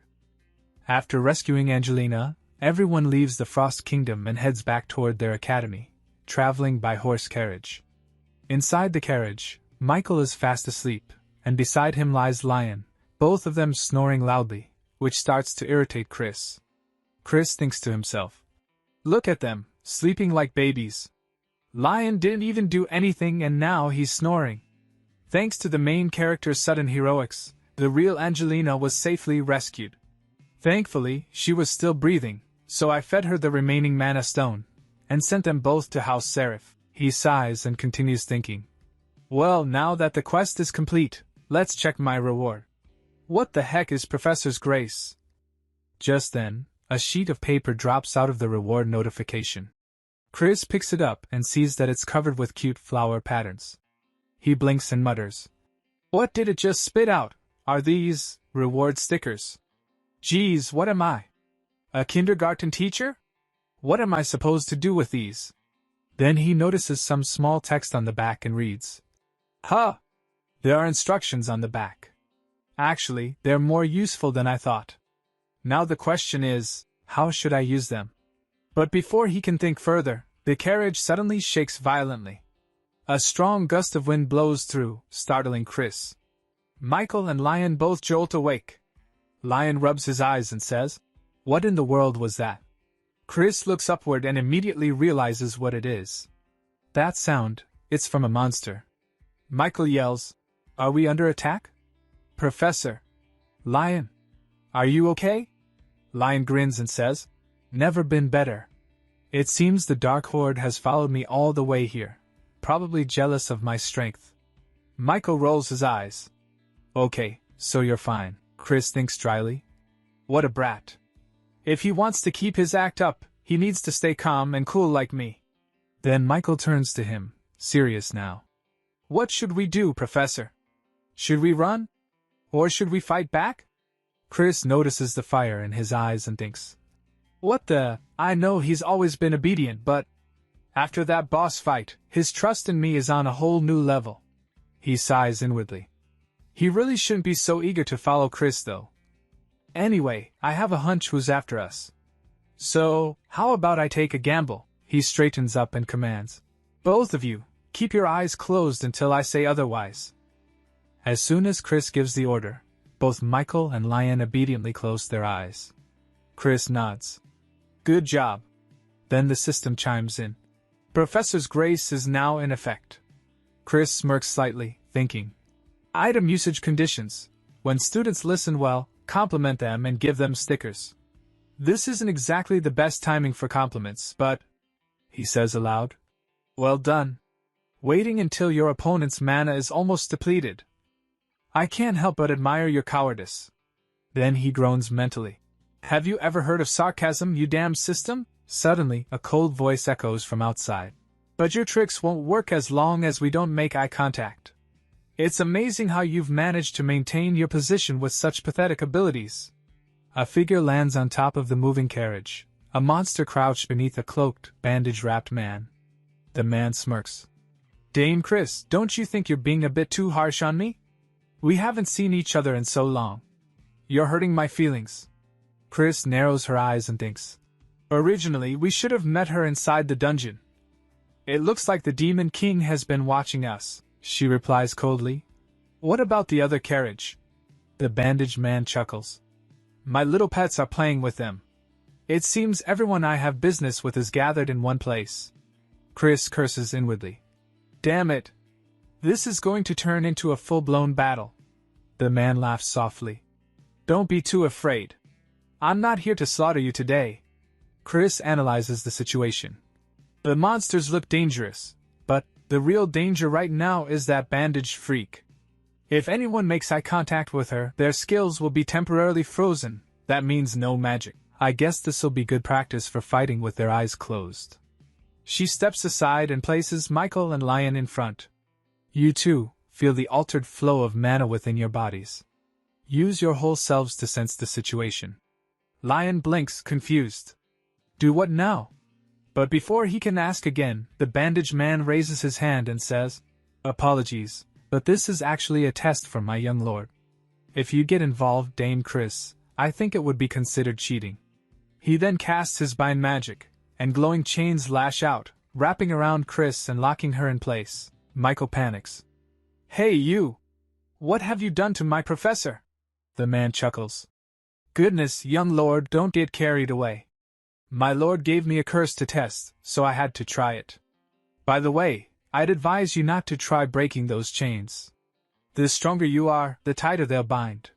And you, Dame Chris, are incredibly strong. Michael yells. You coward, Professor! Don't worry about us, take care of yourself. Lion grins. Yo, Prof! Just keep your eyes peeled and watch what I do. Chris, still bound, thinks with a dry laugh. This is actually a good thing. I'm so freaking lucky. No wonder it felt like I was tied up with jelly, but I can't just break out now. Come on, kids. Fight for me. Show me the effect of those stickers I gave you. The bandaged man laughs darkly. Come now, my pets. Let's awaken the young lord's power. It's time for a hunt. Michael clenches his fists, frustrated. Damn it, I don't have much power left after finishing that dungeon. But then, something strange happens. The stickers that Chris had given them begin to glow, releasing a surge of radiant energy. Michael gasps, feeling the warmth spreading through him. What is this? It's like my magic is recharging, no, doubling. Fueled by the sticker's magic, he channels a blue flame spell and hurls it at the approaching dragon-shaped monster. The explosion shakes the entire carriage. Lion laughs in exhilaration. Whoa! For some reason, my power's out of control. I can hear the demons breathing. The bandaged man stares in disbelief. Weren't their powers completely drained by the dungeon? It's like they're being recharged with endless mana. They don't even have mana stones. Wait. His gaze shifts to Chris. Blood is dripping from her mouth, but she's still smiling defiantly. The man feels a chill and thinks, she must have done something I never expected. Right. This is how my dear Dame Chris should be, the ultimate powerhouse, who knows no fear and never surrenders. Meanwhile, Michael and Lion are burning through their mana wildly. Whoa! We really have endless mana! Michael shouts. This has to be from the professor. I won't let it go to waste. Chris listens quietly, still bleeding, her expression calm but tense. Inside, she's screaming in her head. Guys, stop using so much of my mana, you punks! I know I have S-rank mana, but at this rate I'm dead. Then the system coldly informs her. The item Professor's Grace transfers your power to whoever you place the sticker on. Currently transferring S-rank mana. This part begins, and Lion and Michael are fighting those monsters. This is happening because Chris is helping them, and Chris is thinking. Since all I can give is mana, I offered them unlimited refills, but it feels like 2 giant mosquitoes are sucking me dry. But an unknown woman goes toward Chris and says to her, My. Dame Chris, there's no need for you to try so hard. Your face is as pale as a corpse. Michael sees that this woman has gone near Chris, so Michael gets angry and attacks her, shouting, Hey you! Don't go near our professor! But the woman easily blocks Michael's attack and says, That's enough out of you, young lord. If you're bored, go play with my little Pippi for a while. The adults have things to discuss. Chris thinks, that name doesn't match at all. And she says to the woman, I have nothing to say to you. The woman says, Dame Chris, are you still holding on to your pride? That's what is so charming about you. Even for you, it must be difficult to endure my lord's curse. It's been a long time since I've seen you bleed. Seeing her behavior, Chris thinks, Geez, she gives me the creeps. Is she in her right mind? And the woman continues, Just what sort of magic are you using to make them move like that, HM? If you've used that much mana, I bet you're in a lot of pain. Chris thinks, No, of course she's not in her right mind. I knew she was a pervert. Then the woman touches Chris's lips and says, It's beautiful how you don't give in even when you're breaking out in a sweat, my dear Dame Chris. Chris thinks, I'm only sweating because you're such a creep. Wait a minute, what are the odds that this act I hastily concocted would be so accurate that it could even fool someone who knew the real Chris? There's something definitely. And then Michael again attacks the woman and shouts, I said get away from our professor. Chris gets scared even by Michael's attack. That scared me. The woman steps back, and Michael yells, Professor, are you alright? We took care of all the monsters. Lion says, What the? How dare you have an upperclassman clean up after you and just leave? And Chris says to Michael, Took you long enough. You can open your eyes now. Michael says, Why you're bleeding, I'll get these chains off you right away. But Chris uses her strength and easily breaks the chains. Seeing this, the woman is completely shocked. Chris says to her, Don't ever bother me again. And she thinks, Thanks for being so delusional. I was able to keep up my act of getting caught on purpose.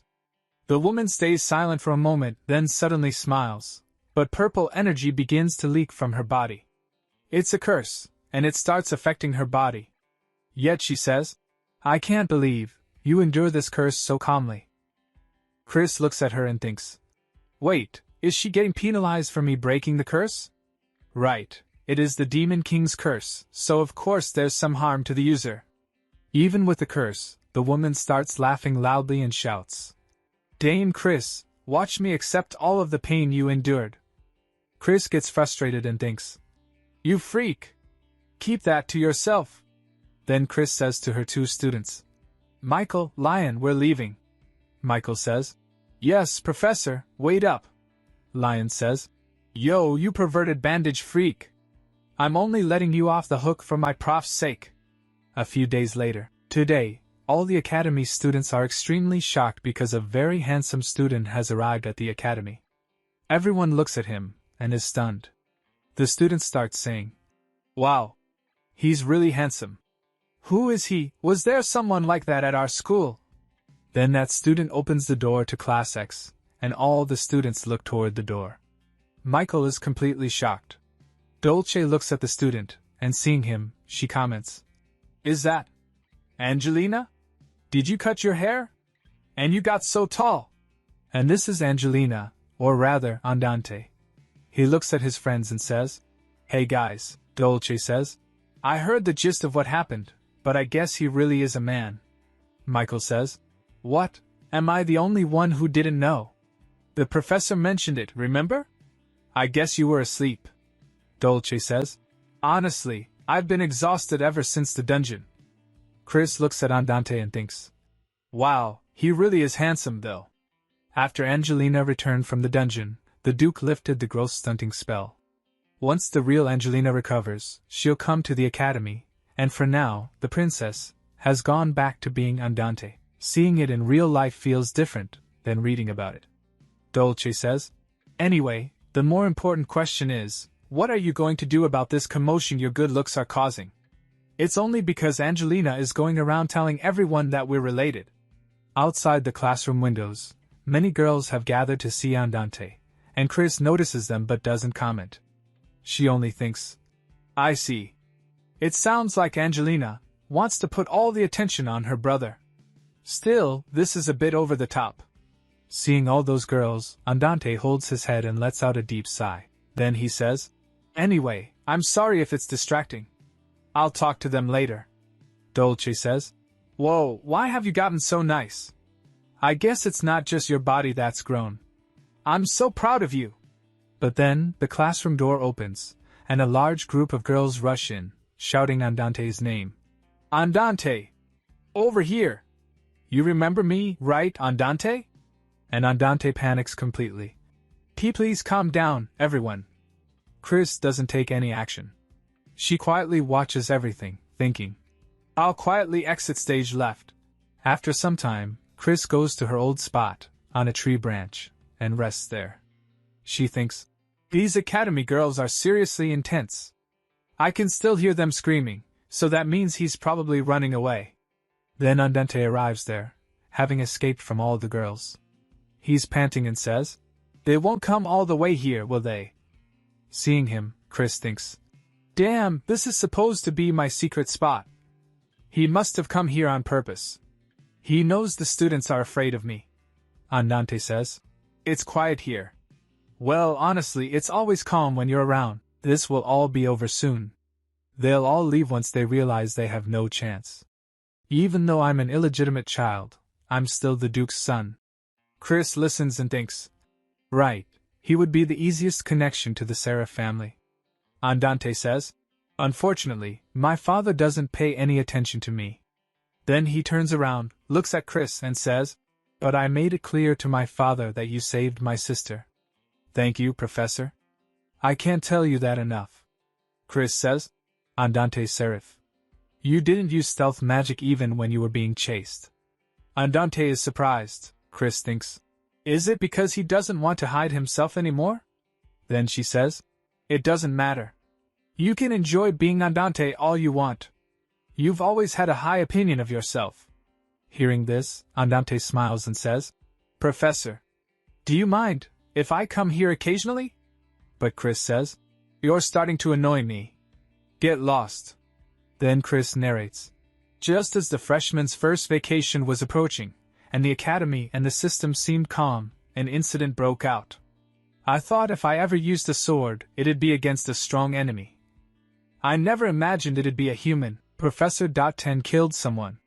And someone I know. The incident began on a day like any other. After class had ended, Chris had forgotten something, and she was going to get it. She says, "Damn. I left my book in the classroom. An illustrated guide to magic for kids. I only started reading it because I was getting bored doing nothing during self-guided study time. I'd be screwed if anyone found out." Then she reaches the classroom, and as soon as she opens the door and enters, she sees a bunch of letters. She says, "Luckily, it's late and no one's around." She walks forward and picks up one of the letters. It got so full, it exploded. Oh, the joys of youth. Geez, these girls, he asked them to stop, so they should back off a bit. But then black-colored dust starts rising from the letter and enters Chris's nose, and because of that she sneezes. She thinks, what's with the dust? Is there pollution even in a fantasy world like this? Anyway, now that the love letters are back in order, I should get out of here before someone shows up. My nose still itches.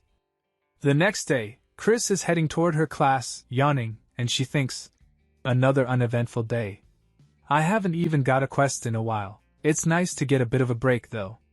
But when Chris opens her classroom door, she gets a huge shock. Standing right in front of her is someone who looks exactly like her. Seeing that, Chris is completely shocked. Michael and Andante also see Chris and are equally shocked, and Michael says, "Huh. There are two professors." Andante says, "What's going on?" Chris looks at that woman and thinks, is that the real Chris? No, calm down. I'm definitely the real Chris. Then the dot on the map. I knew it, it's red. And there's no name. It's the same thing that happened with the lizard monster. So that means, it's a monster taking on a human form. Better known as a doppelganger. In this world, there are many types of doppelganger monsters. From those that simply mimic appearances, to those that devour people and absorb their memories and personalities. I don't know what kind this one is, but I have to let the kids know it's a fake. But the fake Chris suddenly says, what a joke. Look at this monster trying to imitate me. How ridiculous. Chris gets angry, because that's her line. Nika says, so, it's a monster. I never thought a doppelganger monster would end up here. Dolce says, I don't get why it would copy our professor though. I wouldn't have done that if it were me. Chris thinks, you punks, I can't believe you're just believing it. I need to do something quick. She steps forward and says to students, you good-for-nothings, no matter how dumb you all are, I thought you'd be able to tell the difference between a monster and a human. But I guess not. Then Chris tells the students, this is the last test of the semester. Choose the real one. Those who don't answer correctly will not return next semester. And the system gives Chris a new main quest, Earth Gods Request 2-4. They say that if you meet a doppelganger, one version of you dies. Take care of it before the process is completed. Completion reward, short-haired doll. If failed, lose your spot to that imposter. Time remaining 3 hours. Chris says, first, close and block the front and back doors. She thinks, we need to make sure Andante's fans don't find out and spread rumors. Sorry kids, if I could use magic, I'd reveal the truth right away, but it looks like you'll have to do some of the work that I can't. Michael says, how dare you do this to our professor, I'll kill you. Dark energy bursts out from Michael's body, and Chris gets nervous. She thinks, you don't mean me, right? A little later, class discussion begins. Nika says, no one noticed anything off until B came in. Don't you think that's because A is the real one? Explanation appears.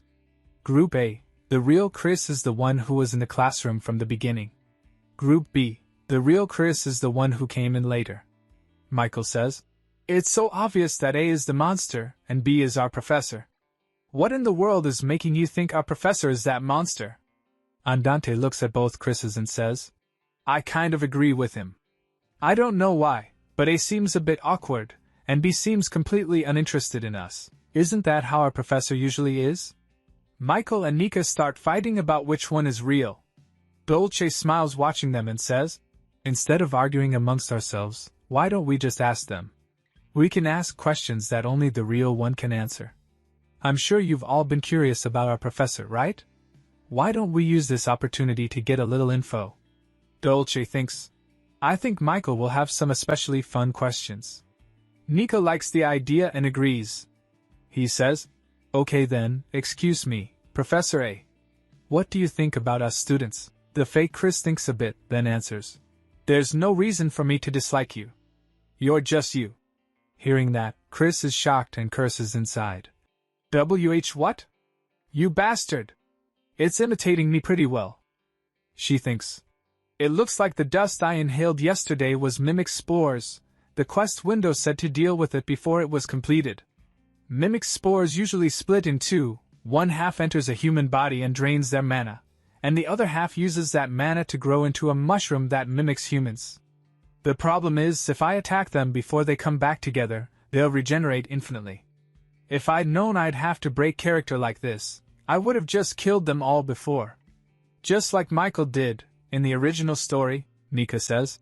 I knew our professor was just pretending to not care about us. The fake Chris says. Think whatever you want. Chris thinks. Damn! It's totally copying me by being tough but caring. Michael looks at Chris and says, What about you, Professor B? Chris says, It's not worth answering. Michael says, I see. Then I'll ask the next question. Professor, there's a place I'd like to go with you. Do you have any plans for the break? Chris is stunned. She thinks, What the heck is up with these questions? The fake Chris answers, I don't. I'm still thinking about where to go. I've always been like that. I never know where I'm going. Hearing this, the real Chris is even more shocked. She thinks, Hold on, this thing isn't just copying my character. It's saying stuff that I feel deep down. Not as Chris, but as my true self. The fake Chris continues, There are times when I question what I'm doing. Chris thinks, This is so embarrassing. It's hard to hear my true feelings being said by someone else. The fake Chris says, At times like this, I wish you were here. Chris's eyes widen. What? What does that mean? I've never really relied on anyone, so who is it talking about? Even when I lived in Korea, I mostly handled things on my own. Are these just my doppelganger's thoughts? Is it a mistake? But something feels off. Like when I met that monkey. The fake Chris says, I wish you'd guide me like you always did. And right then, Eugene enters, smashing the door open. He says, Geez, how'd this break? Sorry about that. I knocked, but there was no answer, so I just gave it a slight push. Then he looks at Chris and smiles. It's been a while, Miss Chris. And, who do we have here? Eugene enters the class, and he sees two Chris standing in front of him, and one of them is a fake Chris. But when Chris sees Eugene, she becomes completely shocked, and she is thinking, What the? This is very strange timing. It's almost like something is telling me that I shouldn't listen to this doppelganger anymore. Or do I just feel like this because the one who showed up was that guy? And Eugene, glaring, says, I just came to tell you that you can end class early today. But it seems you're having a training session with a fake Miss Chris. And as soon as the fake Chris hears this, she starts panicking. Sweat begins to fall from her face. And then she gets up from the chair and starts running outside the class. Chris sees this and becomes shocked, and she quickly stands up and starts thinking. Is she running away because she feels threatened? I have to go after her. And now Chris starts going after that fake Chris. She runs quickly past Eugene, and she thinks, Things will get complicated if someone else kills her. And Chris equips the monkey keyring, about which the system says, You have equipped monkey keyring. Your agility is increased by 1 rank while wearing it. F to snail, E to bigger snail. And while chasing the fake Chris, she tells her to stop, and the fake Chris stops and turns back to Chris and says, What incredible mana! Only a day has passed and I've already gathered this much. Chris says, Why, you little?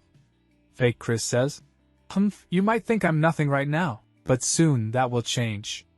I've looked inside you and seen many things. I know things you don't even remember. Hearing her words, Chris thinks, Is she trying to stall until the spores fuse? That's okay. Even a weakling like me can take those spores down. I just need to aim for the heart. If they're already fused, they won't regenerate.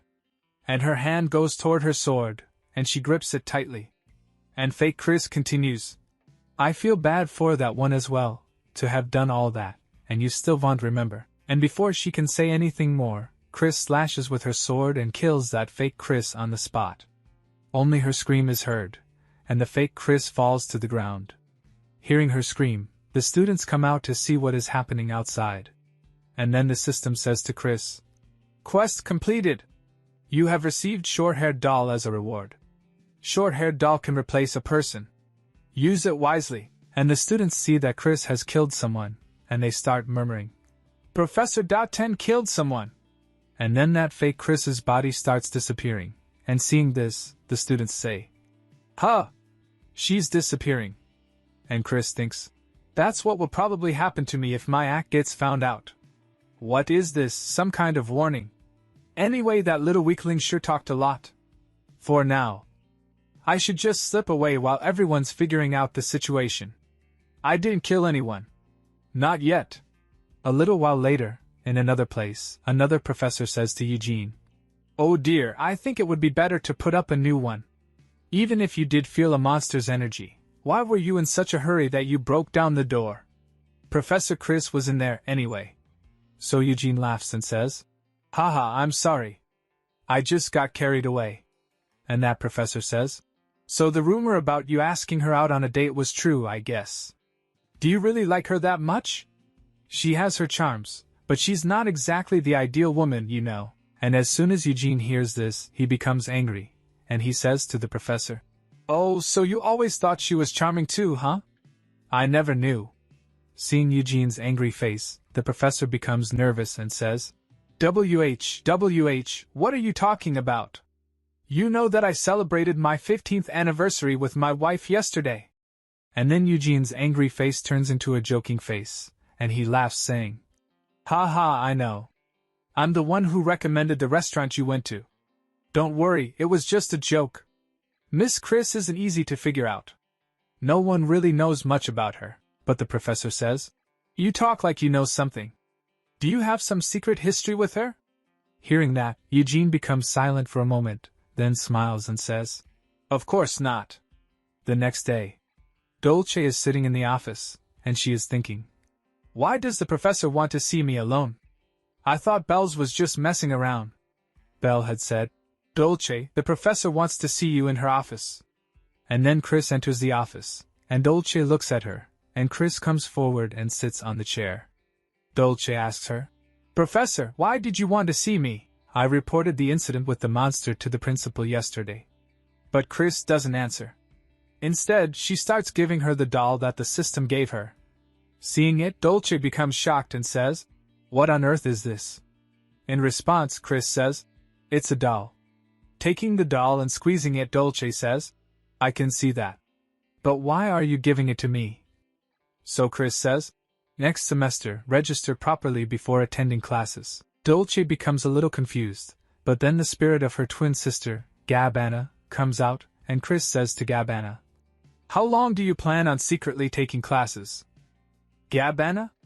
Gabbana says, It's a flimsy body, but since I used a doppelganger's mana stone, she should be just fine. And Dolce becomes shocked and thinks, Wait, is she talking about necromancy? That's magic which can make a spirit possess an object. How does she know about such long-forgotten magic? I've tried plenty of times already, but Gabbana's soul is too strong, so it always failed. It would take an extraordinary kind of magic to make an object that could work. And Chris thinks, was she stalling for time with the doppelganger so she could feed it mana? Just how much does she know? Then Gabbana says to Dolce, That's good, Dolce. You won't have to suffer alone anymore. And Dolce thinks, Right. When I lost the soul stone, I explained the gist of it to the other kids, but I couldn't tell anyone all the details about Gabbana. I never thought someone would ever treat Gabbana as if she were alive, and even offer a solution. Then Chris says, Do you think you're the only one in the world who has gone through this kind of thing? Get rid of those arrogant thoughts. But Dolce thinks, Has the professor gone through something similar? She must have studied this magic because there was someone she wanted to get back to. I'll really never be able to beat her. And Chris says, aren't you going to take it? So Dolce says, I will, because I don't want to hear you calling me arrogant. Then Chris stands up and starts leaving, but while leaving she says, whatever. Figure it out before the next semester starts. After Chris leaves, Dolce says, phew, how cold. But, thank you, Professor. On the other side, Chris comes out of the office, and she is calm, but inside she is saying, honestly, even though it was a one-time use item, I could have used it as a shield. I agonized over whether to give it to her or not. But Gabbana is a member of Class X, and in the long run, it'll be beneficial for me. But seeing how emotional Pigtails was, I feel a little bad. Oh well. With her talent, she'll probably figure it out before the vacation is over. Anyway, what should I do with my time off? But as soon as she moves forward, someone appears in front of her, and the first thing that person does is scold Chris, because of which Chris becomes completely shocked. In front of her stands a small-looking girl, and in an angry voice she says to Chris, you rascal. I'm the principal, and you make me come all the way here myself? How heartless. In fantasy novels, the academy principal usually appears in one of two ways. Either as a bearded old man or a very young child. The principal says, I can't believe you never even came by to say hello. Geez, young people these days. And the principal's name is Lily Bidalua, and Chris thinks, even if she looks like a cute young child, underestimating her would be a mistake. You'd only end up like Lion. She doesn't even take it easy on her nephew. The principal continues, Aya, just ignore my hopeless nephew. What a rude kid.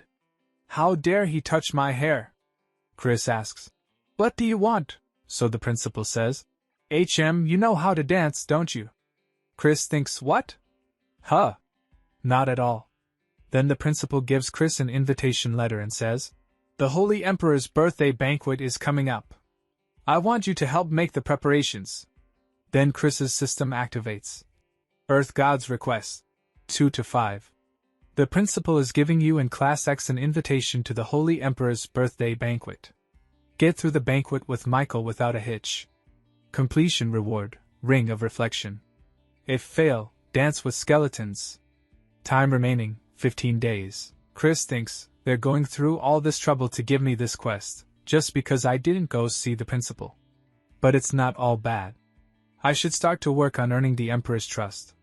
The Grand Temple is located within the Divine Kingdom, a small nation ruled by the Holy Emperor.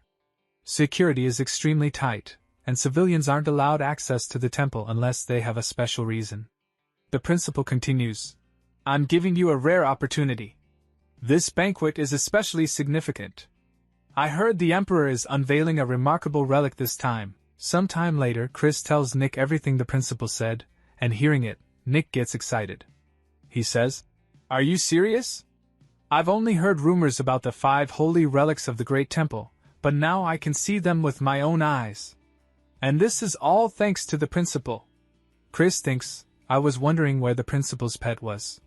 And he says, don't take that old geezer's word for it. What exactly does he want?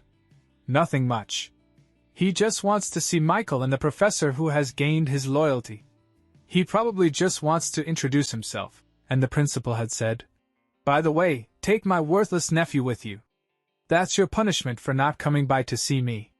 And Chris thinks, is she sending Lion to keep an eye on me? How annoying, then Nick asks. What about me? I'm going too, right? Chris sighs deeply. I'd better get a nice reward for this. To Nick, Chris agrees to take him and he says, gosh, don't worry. I'll make sure you're not disappointed. Sometime later, they head toward the Divine Kingdom. Chris sits inside the carriage, thinking, now I understand why our break is now. The kids and I are dying of the heat. The Ice Princess and Pigtails are the ones I need most right now, but they've gone back home. Natasha dragged Nico away too, so these 3 are the ones I'm left with on this journey. They're all hot-headed to begin with. Inside the carriage, Lion is tied up, with Michael beside him, saying, this is probably some training method.